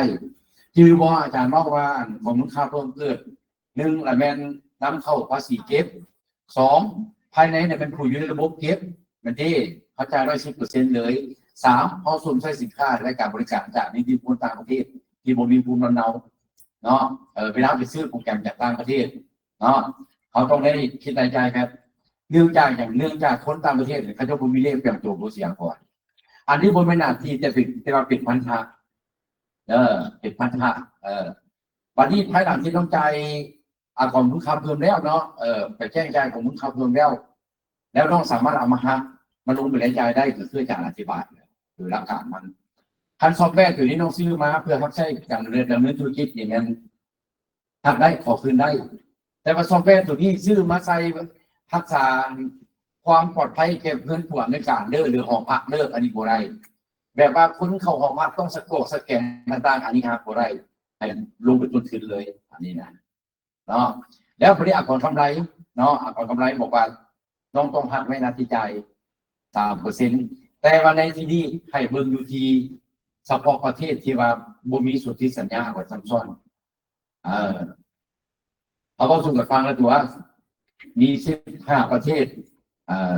เนาะ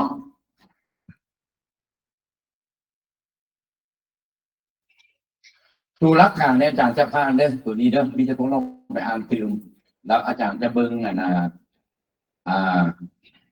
จะมาพาตัวลงเรื่องตัวนี้เนาะเขามาเบิ่งบนอีกพื้นฐานคิดไรอัตราและกับวิธีคิดไรและกับผู้รับผิดชอบแจ้งเสียการแจ้งเสียและสถานที่แจ้งเสียสำหรับอากรรายได้จากเงินปันผลนี้เนาะและอันที่หนึ่งแหละแม่นกรณีปกติเนาะอะไรแม่นว่าต้องมีผู้ฝึกของประชุมสมัยสามัญหรือวิสามัญเนี่ยประจำปีนี้เนาะแล้วพื้นฐานคิดไรเราไม่ว่าเอากำไรสะสมลบให้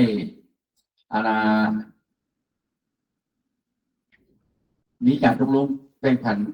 ผลกำไรจากกำไรสะสมนี่มันจะเท่ากับกำไรทางด้านบัญชีลบให้ก่อนกำไร แล้วลบให้ข้างสะสมทางนี้ แล้วก็บวกข้างสะสมอปีผ่านมาก็คืออาจารย์อธิบายเนาะว่าสมมติว่าปีนี้เขามีกำไรซะเขาอาจจะบ่แบ่งหรือว่าเขาอาจจะแบ่งการแบ่งของเขาอาจจะเอาของปีผ่านมาแบ่งคืนก็ได้เนาะให้มันบวกข้างสะสมปีผ่านมาเนาะอันนี้เป็นระเบียบของมันและอันที่สองมันของนี้ปกตินี่การโอนเงินกำไรกลับขึ้นประเทศของบริษัทต่างประเทศลงทุน 100% นี่นะอันนี้ก็ต้องได้จ่ายต้องได้คิดจ่าย 10% เว้นเสียแต่จะมีการกำหนดเป็นอันเฉพาะอันนี้เป็น DTA เนาะพันสัญญาบ่เรื่องก่อนซับซ้อนระหว่างลาวกับประเทศที่ว่าบ่ลงทุน 100% นี่ว่าทางใดอยู่ในสัญญาควบรวมถึงเขาได้จากเงินปันผลบ่คันควบก็แสดงว่าเอารายบ่ได้คันบ่ควบถือว่ารายได้เพราะฉะนั้นCPA รุ่นที่19ของเฮานี่อาจารย์เบิ่งนี่มีประมาณ400กว่าคนเนาะก็อาจจะมาจากบางบริษัทที่ว่าเป็นที่ปรึกษาบางบริษัทที่ว่าเป็นผู้ถือหุ้นต่างประเทศ 100% หมดต่างๆเนี่ยนะอันนี้ก็ลองไปศึกษาลองเบิ่งเนาะอันนี้เนี่ยแล้วกรณีปกติเนาะที่ได้มาบังคับวันนี้นะกรณีไหนเบิ่งนำกันกรณีเขาบ่แจ้งต่อเจ้าหน้าที่ช่วยสารก่อนเกี่ยวกับการบ่เปิดของประชุมนี้หรือเปิดของประชุมแต่เขาบ่ยืนบนมติของประชุมให้เพิ่นฮู้เกิน30นี่อาจารย์ทาสีนี่เกิน30ปีอยู่แล้วของปีถัดไปแต่คือเข้าใจว่าปี2025นี่นะเนาะละเขาภายหลังที่ว่าปิดบัญชีปีปึ๊บกองทุนสมัยสามัญผู้ถือหุ้นนี่เพิ่นบอกไว้เพิ่นบอกให้เปิดกายวันที่15เดือน2บ่อาจารย์ก็บ่จื้อเด้ออันเป็นกฎหมายเกี่ยวของขึ้นใหม่สมัยอาจารย์เรียน99หุ้น20ปีหลังพุ่นน้องอาจารย์ก็บ่ได้อัปเดตตัวนี้แล้วเป็นว่าภายหลังที่เขามีมติของประชุมแล้วนะเขาต้องได้ไปแจ้งให้อากรเนาะ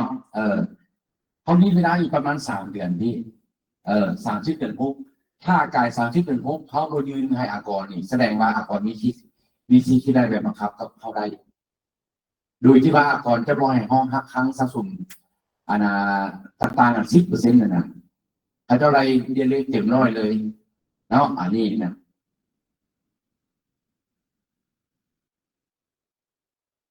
แล้วตัวมานี่ที่ได้ก่อน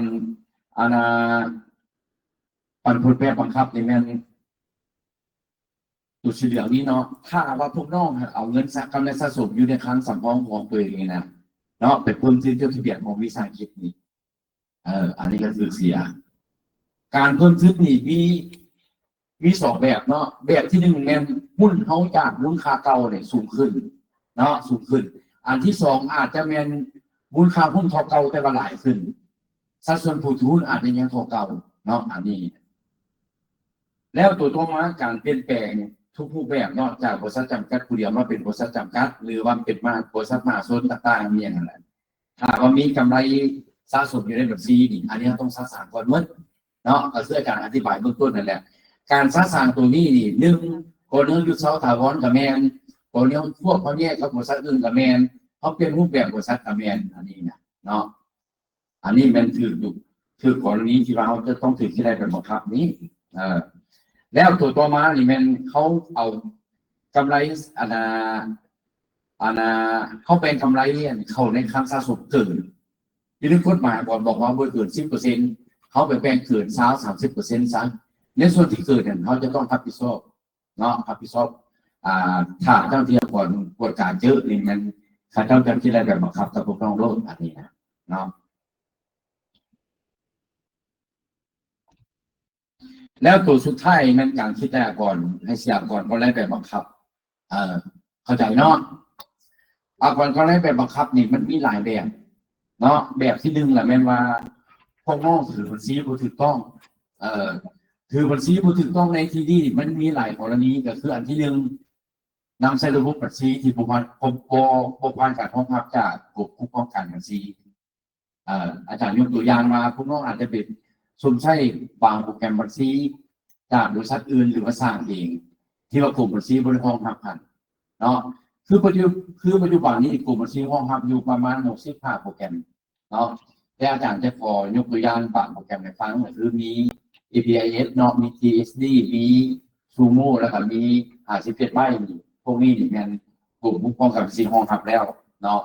ถ้าว่าพวกน้องนำใช้ตัวนี้ถือว่าแล้วไปกรณีที่สองกรณีนะถ้าน้องใช้โปรแกรมที่ว่าบรรดาโปรแกรมที่ว่ากลุ่มบัญชีห้องพักแล้วแต่ว่าบันทึกบ่ถูกต้องที่ท้ายปีมาบันทึกบาทเดียวหรือว่าบันทึกเดี๋ยวนี้เดือน9เนาะเขาก็บันทึกอ้อนเดือน5เดือน4เดือน3 4อันนี้ให้ท่านทุกคนเจออันนี้ก็บ่ได้เนาะถ้าที่คิดได้ก็ได้แบบบังคับรถบัดนี้อีกกรณีนึงมันอย่างสมมุติโครงการก่อสร้างเนาะสมมุติโครงการก่อสร้างพวกน้องล่ะอาณา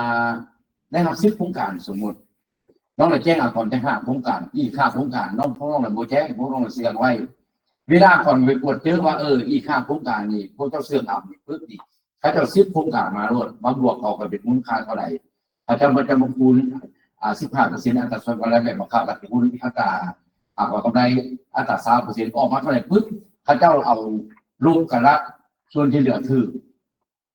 อนาคตผันผลไปบังคับเลยอยู่ที่บอกให้มีอนาหักครั้งสำรอง 10% ครับนี่กรณีใดก็ตามถ้าว่าถึงที่ได้แบบบังคับแล้วแม่นก่อนผันผลก็ถือโอโต้ไปเลยโลดเนาะผู้น้องสิว่าโอ้ยบ่แม่นเด้ออันนี้บ่แม่นอันนั้นบ่แม่นเด้อบ่ได้เพราะฉะนั้นอันนี้นี่เวลาที่ว่าผู้น้องดำเนินธุรกิจแล้วนะจุดหนึ่งผู้น้องต้องคำนึงเลยถึงละแม่นว่าการให้มูลนำใช้ในกิจเงินของตัวเองครับอันนี้สำคัญที่สุดอันนี้แม่นบทเรียนที่อาจารย์เคยกดเจอเนาะสมมุติว่าเฮา2คนเป็นหมู่กันซะเนาะอาจารย์ดำเนินธุรกิจซะผู้นี้แหละบ่ดำเนินธุรกิจสมมุติแต่ว่าไปมองครับอันใดอันหนึ่งได้เนาะว่าผู้ได้โครงการมาละเซี่ยวผู้บ่มีอันทะเบียนตัวทะเบียนมึงได้บ่เมียนนะละกูใช้เปอร์เซ็นต์มึงดอกเท่านี้พูดว่ากันไปนะอันนี้คือหลักการลาก่อนเขาบ่สนใจว่าหน้าซากหลังซากก็สิว่ากันยังไงหน้าซากก่อนจะบอกว่าไล่ทุกใบบินที่เจ้าออกไปเนี่ยเจ้าต้องรับผิดชอบต่อหน้ากฎหมายแต่คือสมมติผู้นี้เอาไปไปเบิกเงินโครงการผู้นี้ต้องได้แจ้งถ้าผู้นี้บอกให้ผู้นี้สิเบิกเงินครับงบประมาณกับบ่ได้ก่อนเขาบริจาคก่อนเขาบอกว่าให้ถือเป็นไรครับแล้วเวลานั้นมาก็ต้องสู้มันก็มาแล้วตอนนี้จักค่าปรับใหม่ก็มาจักอีสั่งก่อนทำลายแบบบังคับก็มาแล้วก็จักก่อนผัดผลแบบบังคับก็มาเหมือนแบบนี้นะเนาะเพราะฉะนั้นในเวลาที่เหตุเรื่องตัวจริงเนี่ยต้องมีความละเอียดอ่อนและให้เข้าใจอีกอันหนึ่งก็คือก่อนนี่จะคิดรายต่างหลักการตามนิติกรรมที่พบเห็นตัวจริงเจ้าสิปฏิเสธปะโบนะอันนี้ผมเป็นของค่อยนะอันนี้นะอันนี้เป็นของเรานะนี่นะที่ยกตัวอย่างตัวหนึ่งคือพวกน้องเนี่ยนำเครื่องสินค้าของมาจากต่างประเทศเนาะอันนี้เป็นบรรดาบริษัทพอขาเข้าเด้อแต่เป็นมาบางเทื่อนี่มาค่อยบ่มีเครื่องดอกแต่ว่าค่อยตั้งเป็นบริษัทขึ้นมาซื่อๆเนาะก็อาจจะเรื่องภาษีบอกว่าอาจจะมีวีซ่าด้านการชิปปิ้งหมู่ต่างๆเนี่ยนะคนละอยากได้ด้านพวกนี้เข้ามาซะเนาะเครื่องเราเป็นเครื่องอาจารย์ไหนแต่ว่าในเวลานั้นเครื่องเข้ามานี่ระบบอาชีพดามันจะบันทึกรวดบริษัทบุญจัดเข้าเป็นผู้นำเข้าเครื่องตัวนี้เห็นบอกเพราะเครื่องตัวนี้บุญจันทร์ที่เป็นปฏิเสธเราบอกว่ามันเครื่องคอยเป็นเครื่องเราพี่เราพาคอยเอามาพาให้เรื่องบ่ได้เห็นบอกระบบอาชีพดามันบันทึกว่าบุญจันทร์เป็นผู้นำเข้าเนาะวันนี้บุญจันทร์นำเข้าแล้วบุญจันทร์ที่อย่างต่อกันนี้นะเครื่องนำเข้ามาปุ๊บบุญจันทร์ต้องออกบินขายย่อย ออกบินแบบให้ผู้นี้เนาะน้ำทุกนี้เนี่ยเงินบุญจันทร์ต้องขายผู้นี้นี่ก็สามารถเอาโบนน้ำเข้าที่ออกซื้อบุญจันทร์มาลงเป็นทรัพย์สมบัติเลยลงเป็นรายจ่ายของบริษัทได้เห็นบ่อันนี้ก็เป็นส่วนหนึ่งรายครับจากการน้ำเข้าของเพิ่นนี่เป็น40 ตื้อ50 ตื้อแต่เพิ่นแจ้งนะครับพอได้เพิ่นแจ้งนะครับเป็นประมาณหมอง2-3 ตื้อระบบไอซิบูราคือบันทึกเจ้าบักอะไรเจ้าคือแจ้งหน่อยแต่บอกว่ามันเครื่องค่อยเขาจะมาพานค่อยซื้อได้ 1.5% 1% 1.2% ซื้อคล้ายๆว่าสร้างวิสัยที่ขึ้นมาเพื่อความบริการอย่างเดียวนะแต่ความจริงพอเข้ามันเป็นการนำเข้าได้สินค้าจำหน่ายได้อันนี้นะเห็นบอกเพราะฉะนั้นพวกนี้เนี่ยมันจะคือถ้าว่าไปเจอกันตัวนี้นี่มันคือคิดได้เสียก่อนก็ได้แบบบังคับแล้วก็เสียก่อนคนถึงแบบบังคับพวกนี้เนาะถ้าเราจะปวดเจอไร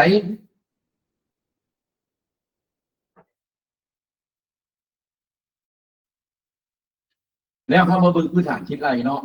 มันมี2 บทเนี้ยมันมีก่อนผ่านคนอีกครับก่อนได้จากคาเซาหันเรือนั่นน่ะลื่นไปเลยง่ายบ่มีอย่างซับซ้อนตัวอื่นนะเนาะพื้นฐานคิดไรเนาะนั่นเป็นว่าจำนวนเงินก่อนเนาะในปีอันนี้บอกเสียงอย่างเด้อแต่ว่าผมเป็นบ่ฟังไหนต้องฟังเนาะอันนี้นะเพราะทุกปีอาจารย์จะออกสูตรที่ว่าคนมักใส่ตลอดแต่ปีนี้ความโบราณเหมือนกันจะออกเนาะจูงใจเนี่ยแค่คนฟังเลยการเป็นจำนวนเงินการกำไรในปีเนาะหรือบวกกำไรปีพันมาที่ตกลงแบ่งปันผลกำไรในของทุนสมัยสามัญหรือวิสามัญประจำปีผู้น้องเข้าใจครับว่าวิสามัญกับสามัญบอกขั้นแปลง่ายๆก็คือสามัญเป็นปกติวิสามัญเนี่ยปกติเนาะปกติเห็นบ่นักโทษประหารเนี่ยเขาจะเรียกว่ามีอย่างสามัญเห็นบ่สามัญไหนแต่ว่าถ้าว่าจะไปจับโจรแล้วโจรมันขัดขืนเนี่ยวิสามัญเนี่ยบ่เคยได้ยินดีอันนี้เป็นปกติแล้วอันนี้ก็คือการสามัญกระแสว่ากฎหมายบอกว่าบุกถึงวันนี้จะต้องเปิดจะก็เปิดขั้นที่สามัญมันเปิดล้วนเปิดปกติความหมายว่าเดี๋ยวนี้ดีมีข่าวหุ้นผู้นึงเด้อแล้วประสบอุบัติเหตุอย่างเงี้ยจะต้องการเงินปันผลด่วนเพื่อไปปัวเราสินะบางทีอาจจะมีการเปิดกองประชุมกลางสมัยบ่ท้ายสมัยบ่ซี่นี่แล้วแต่ขั้นปกติของมันเป็นกฎหมายกำหนดความหมายเนาะแล้วก็จำนวนกว่ากำไรที่โอนกลับขึ้นไปตามประเทศเนาะก่อนนี้ที่ว่าเป็นประเทศเป็นตามที่ลงทุน 100% นี้เนาะแล้วก็กำไรสุทธิเนาะในปีที่ผู้มอบของมือข้าวเปลือกโบแจ้งเกิดเจ้าที่ช่วยสากรเกี่ยวกับการเปิดกองประชุมนี้อันนี้กำไรพนันโลบก่อนมาเลยปุ๊บเขาจะลุยเลยรถอันนี้นะสมมติกำไร1 ตื้อเนาะกำไร1 ตื้อเสียก่อน3%กับ200 ล้านเหลือ800 ล้านหักทั้งสะสมออก 10% กับ80 ล้านเนาะเหลืออยู่720 ล้านธรรมดามันต้องเป็นแบบนี้แต่ว่าถ้าว่าเขาโอไปแจ้งเขาเจ้าเลยนะ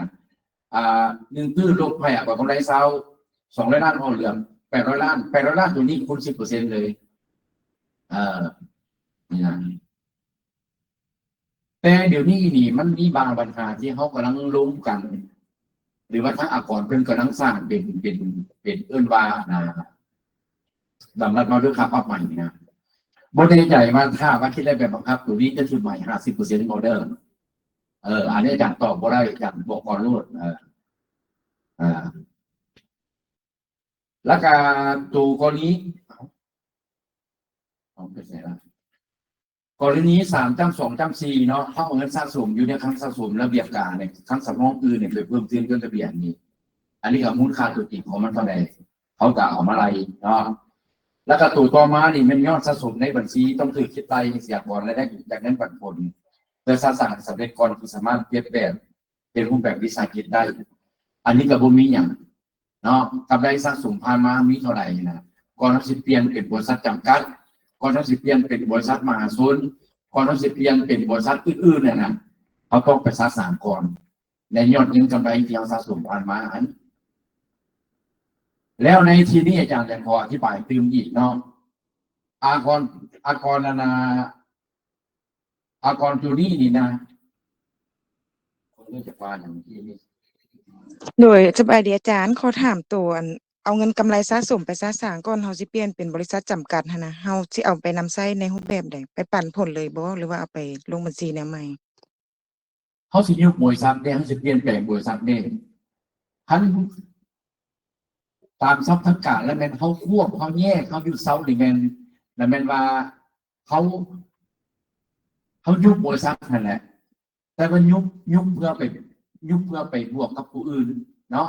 ยุบเพื่อแยกบริษัทยุบเซาบริษัทล่มละลายอันนี้เกิดว่าทุกอย่างมันเขายุติบทบาทของบริษัทด้านถาวร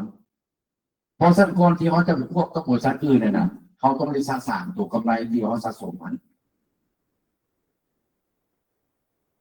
อันนี้ผู้ดีน้องถามบริษัทเจ้าของจำพบเลยเด่นผู้ดีมันอยู่ดีเด่นเนาะ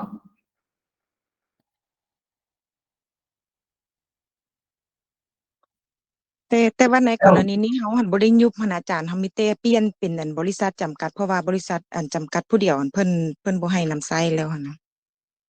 บ่ได้แล้วบ่ได้แล้วบ่ได้มันต้องได้สร้างเหมือนเพราะว่าจากที่น้องจำกัดผู้เดียวเนาะแล้วน้องมีเงินสะสมอยู่แล้วบัดนี้นะในเวลาที่ว่าน้องเปลี่ยนแปลงบริษัทของน้องจากจำกัดผู้เดียวมาเป็นจำกัดเนาะโดยหลักการแล้วเขาจะคำนวณไว้ว่าจำกัดผู้เดียวสามารถเอาเจ้าที่เนาะมาเป็นผู้ถือหุ้นได้เนาะอันนี้นี่เป็นความเปลี่ยนแปลงในบริษัทต้องเกิดขึ้นแล้วเพราะฉะนั้นเงินกำไรสะสมน้องก็ต้องมีการเปลี่ยนแปลงกำไรสะสมน้องต้องมีการสะสางออกเบิดทุกอย่างต้องสะสางออกเบิดอันนี้นะเพราะว่าขาหุ้นก็จะที่เข้ามานี่นะขาหุ้นเข้ามาที่เข้ามานี่นะให้ต้องเข้าใจอีกอันหนึ่งก็คือทุกหนี้สินต่างๆน้องต้องเคลียร์หมดไหนเพราะว่าทรัพย์สินหนี้สินเนาะขั้นหนี้สินนี่มันมีหนี้สินภาครัฐก็มีหนี้สินภาคคนอื่นก็มีเป็นเด้อันนี้ต้องเคลียร์หมดอันนี้นะแต่ว่าสำหรับอันหนี้สินที่พันกับภาคส่วนอื่นที่ว่าบริเวณรัฐนี่นะอันนี้นี่ขาหุ้นอื่นอาจจะทำได้ แต่ว่ากับรัฐนี่บ่ได้ต้องเคลียร์หมดก่อนอันนี้นะต้องศึกษาออกหมดก่อนอันนี้เป็นหลักการเด้อเป็นระเบียบเด้อผู้เราต้องปฏิบัติห้ามเถียงอันนี้นะ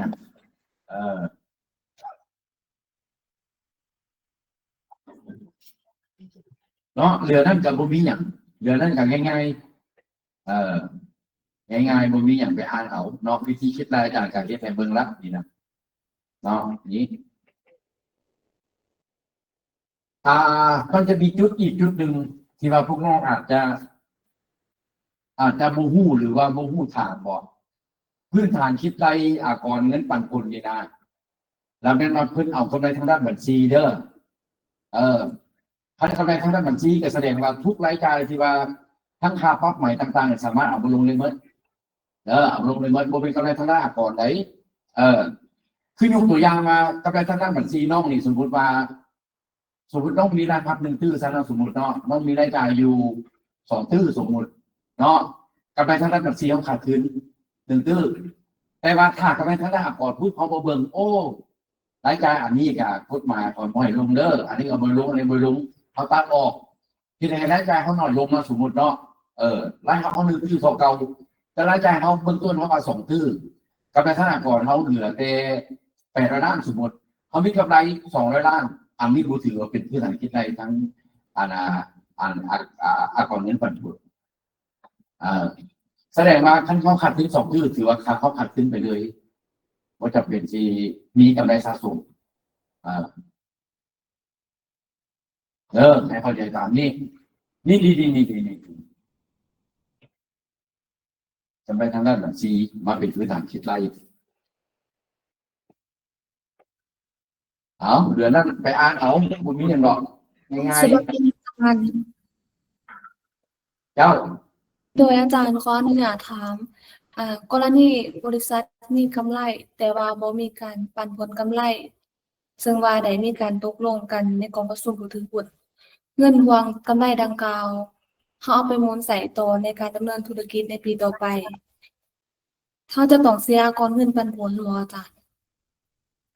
อันนี้นี่ถ้าว่าเขาไปเคลื่อนไหวภายในหั่นนะโดยที่ว่าถ้าก่อนอันนะ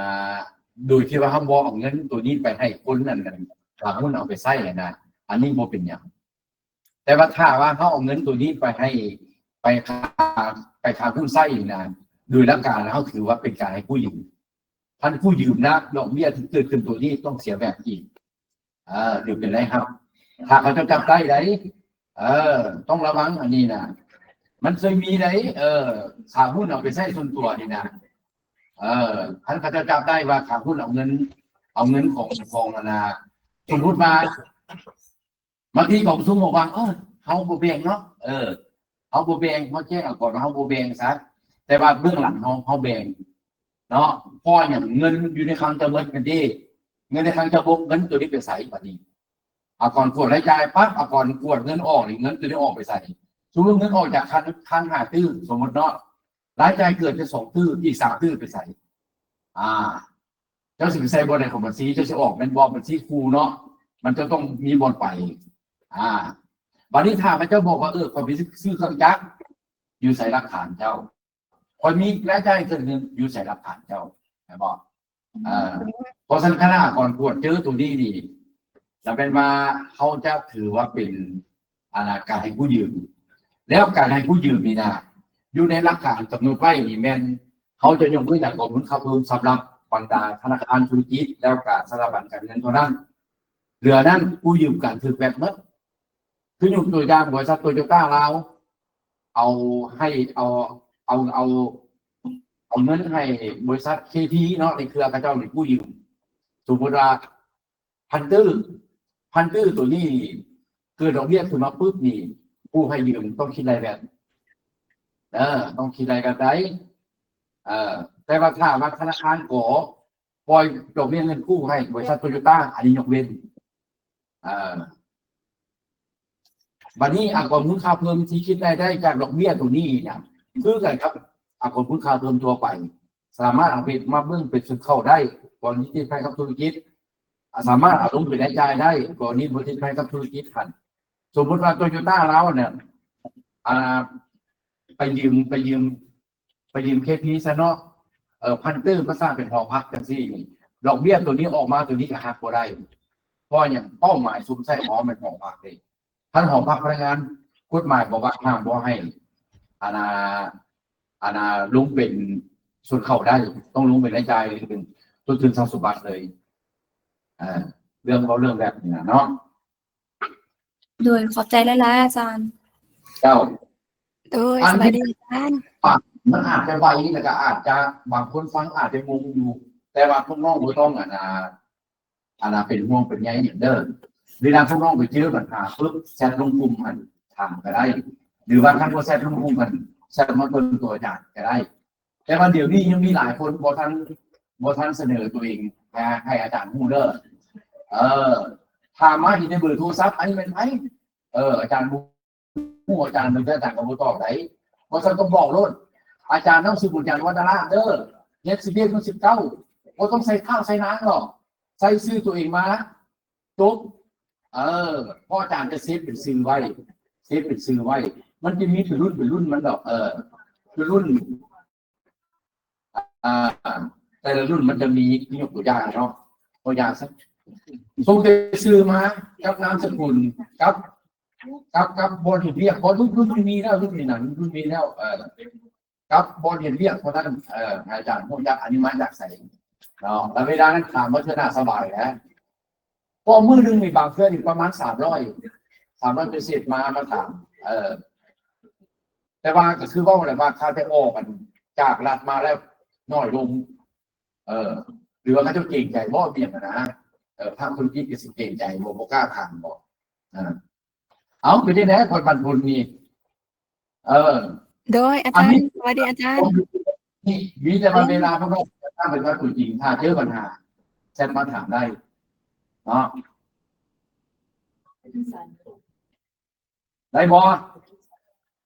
ถามเลยอาจารย์เพราะว่าปีนี้เขาค่อยเป็นวาระ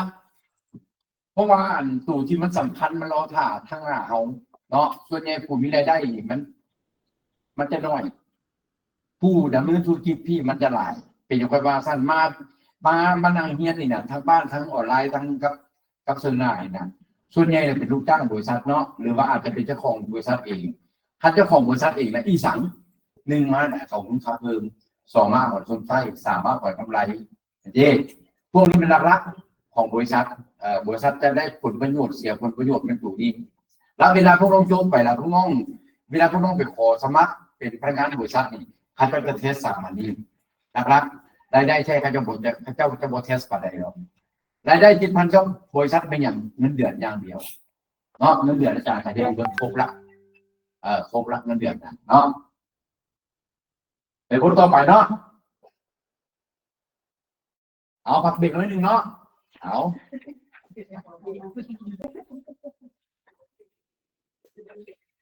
อาจารย์มีคนอยากถามอาจารย์อยู่ได้หานอาจารย์คือไปละ ถามเนี่ยถามด้วย โดยสวัสดีอาจารย์พอดีน้องอยากถามต่อตัวอากรปันผลเมื่อกี้นี่นะ ว่าจะไหนก่อน น้องอยากถามต่อตัวที่ว่าอากรปันผลที่เมื่อกี้เนี่ยนะอาจารย์ ตัวที่ว่าที่เพิ่นคิดหลายอากรปันผลแล้วและตัวที่ว่าหักค้างสะสมตัว 10% นะอาจารย์คันว่ากรณีหักไว้แบบนี้นะอากรน่ะเพิ่นแล้วเพิ่นบ่ได้ไล่คืนบ่อาจารย์หรือว่าหักไว้ให้บริษัทเพิ่นขยายธุรกิจแบบนี้นะ จะบ่หักเลยเด้อตัวนี้เด้อจะบ่หักเลย ให้หักเลยจะบ่ไล่ก่อนอย่างอีกจากตัวนี้ อ๋อกรณีที่เฮาจ่ายไปแล้วเพิ่นเลยเลี้ยงอิหยังมาเพิ่นจะบ่ได้ไล่คืนเนาะอาจารย์ บ่ อ๋อโดยขอบใจอาจารย์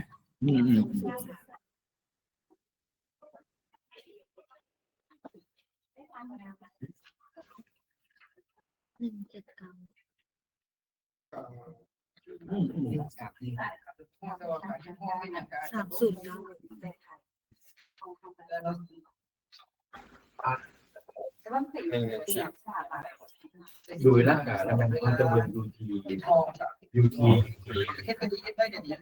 การสนองนั่นเองเนาะการสนองแล้วมันการทุกอย่างดูร่างกายแล้วมันเขียนไว้ในนี้เพราะท่านยกขึ้นเวลาที่พระเจ้าของมาจากประเทศมาสนองเนาะแล้วไม่มาดูร่างกายถ้าต้องคิดได้แวดเป็นที่ได้ว่าอันนี้เป็นการคิดสอนยกขึ้นเพราะท่านคนที่ต้องจ้างภายในประเทศจ้างต่างประเทศต่างสอนยกขึ้นราคาเดียวกันตอนนี้ต่างประเทศมีตัวตนยาวเนาะกฎหมายบอกว่าต้องหักก่อนได้อันโมเป็นหักก่อนกำไรเนาะอันมีบริษัทแค่3%นะคนเชียร์ต้องเบิ่งคืนว่ามันมาจากประเทศไหนยกตัวเดียวเลย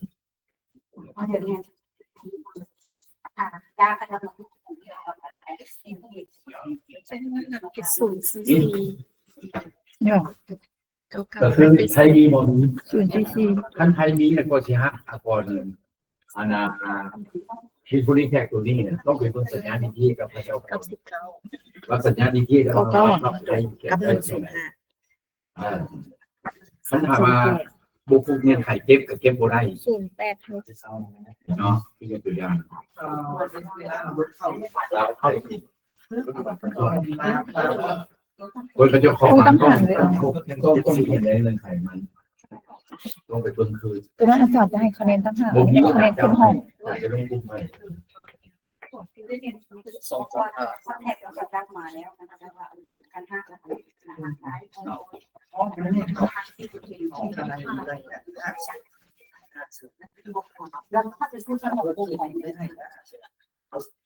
พวกตามที่เข้ามามันจะมี2แบบ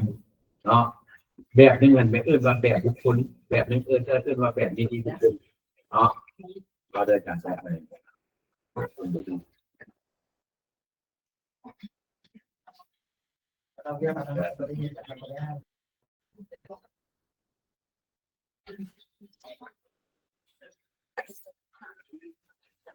เนาะผู้บริโภคน้องๆเดี๋ยวต้องมีอยู่2พวกผู้บริโภคน้องๆเดี๋ยวต้องมีอยู่2พวกเนาะพวกนึงเข้าให้น้ำบุคคลขั้นบุคคลละมึงเนี่ยบุญมีที่อยู่ถาวรบริสุทธิ์สมบูรณ์อันนี้เราบุคคลอีกข้อนี้หนึ่งมันนิติบุคคลถ้านิติบุคคลมาอย่างบริษัทตั้งบริษัทกิจอยู่ลาว เอามาอีกวันที่สี่ก็ต้องถามนอกจ้างเป็นทุกคนหมดเลยนอกจ้างเป็นทุกคนถ้าจ้างเป็นบริษัทมันติดตัวลูกคนนี้ลูกนี้เนาะวันนี้ประเภทของภูมิเนี่ยประเภทของภูมิภูมิเราอันนี้มันภาพรวมของภูมิภูมิเราเนาะมีทั้งคนมีทั้งมีบุคคลวันนี้ภูมิภูมิน้องตัวนี้เป็นกลุ่มสองอย่างไงแหละมันจะมีมาจากประเภทคือมีสัญญากับบนมีสัญญาแต่พอไทยมีบางทีมีเนาะวันนี้การคิดไลฟ์แบบนี้เนาะแสดงว่าจ้างรถได้สองเรื่องอ่ะ สิจ้าเนาะการคิดไลฟ์นี่จังสิ้นอันที่หนึ่งเงินค่าก่อนรายได้ที่มีสัญญาเด้อที่มีสัญญาหมายถึงว่าพวกที่ว่าพวกตรงนี้เนาะว่าน้องจะไรน้องต้องเบิ่งคืนว่าเงื่อนไขและอัตราในสัญญาอาจารย์เปิดเบิ่งที่นะว่าแนวใดเงื่อนไขมันบอกว่าคนไทยเข้ามาเมืองลาวเนี่ยต้องเป็นเกิดแล้วเป็น3 มื้อถ้าเขาก็บ่เกินต้องรายตัวใดถ้าเขาบ่เกินอัตราเท่าไหร่ต้องไปเบิ่งอัตรา DTA อีกเนาะนี่วันนี้คนนี้เขามาเป็นดีที่ทุกคนเราถ่ายกับที่แบบสัญญาDTA เนี่ยจะกำเนิดคือ2 อัน1อัพพอร์ตรายได้สำหรับบุคคล2อัพพอร์ตกำไรสำหรับนิติบุคคลถ้าว่าผมต้องจ้างนิติบุคคลเนาะน้องเบ้าเนี่ยมันจะทุกๆแบบนี้เงื่อนไขมันว่าจังได๋ก็ขอมาเกิดแล้วแต่13มื้อต่อมาอัตรากำหนดเท่าไหร่วันนี้ผู้จ้างเขามาเกินพอได้ไป13 มื้อถ้าบ่เกินอะไรบ่ได้เนาะนี่ถ้าว่าสินค้าถึงนั้นกับตอนกับบริการนั้นผมเอาเพิ่มนะต้องจ่ายถึงแต่น้องบอกว่าผู้อบรมเนาะเอาสินค้าบริการที่ดึงเป็นจากโอเคบ่มันเบิ่งตามเงื่อนไขตัวนี้ตัวที่ต้องถามมันอยู่นี่บาทนี้ยังมีอีกไหนยังมีงานต่อก่อนถ้าทำมาจากประเทศที่บุมีดีเองนะรายเต็มร้อยเลยทุกคนเข้ามารายได้กับรายต่างรายได้เลยคือมาจากอังกฤษเนาะมาเตะบาทอยู่ราวก็10%อะไร10%ไปเลยด้วยบุมีสัญญาดินี่กรณีที่ว่าอนาเป็นก่อนนิติบุคคลจะแรกก่อนเท่าไรคือเนี่ย15ของเช้าแต่บังคับ3%แล้วนะเพราะถ้าไม่มี2 กรณี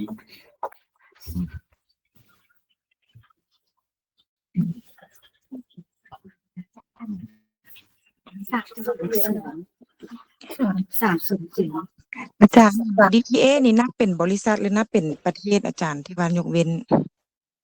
แป๊บนึงเด้อเอ้ยก็เจ้ากำลังถามอยู่ซึ่งหน้าเราอยู่ แม่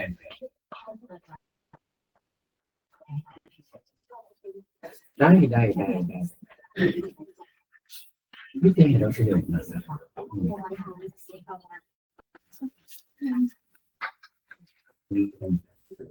ก็สร้างคือว่า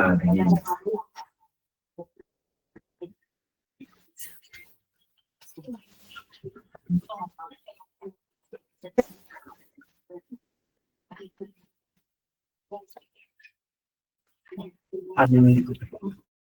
การเรียกดูนี่เนี่ยมันมีสองแบบเนาะแบบที่หนึ่งมันคนคือว่าจะต้องแข่งขันในด้านไหนชัดเจนมาว่าจะต้องเป็นอย่างไร1 2 3 4 5 4สมมติว่าคือบางบอลนี่เขาจะให้ในมาเนี่ยมันทุกข้างที่มีปัญหาต้องเข้าไป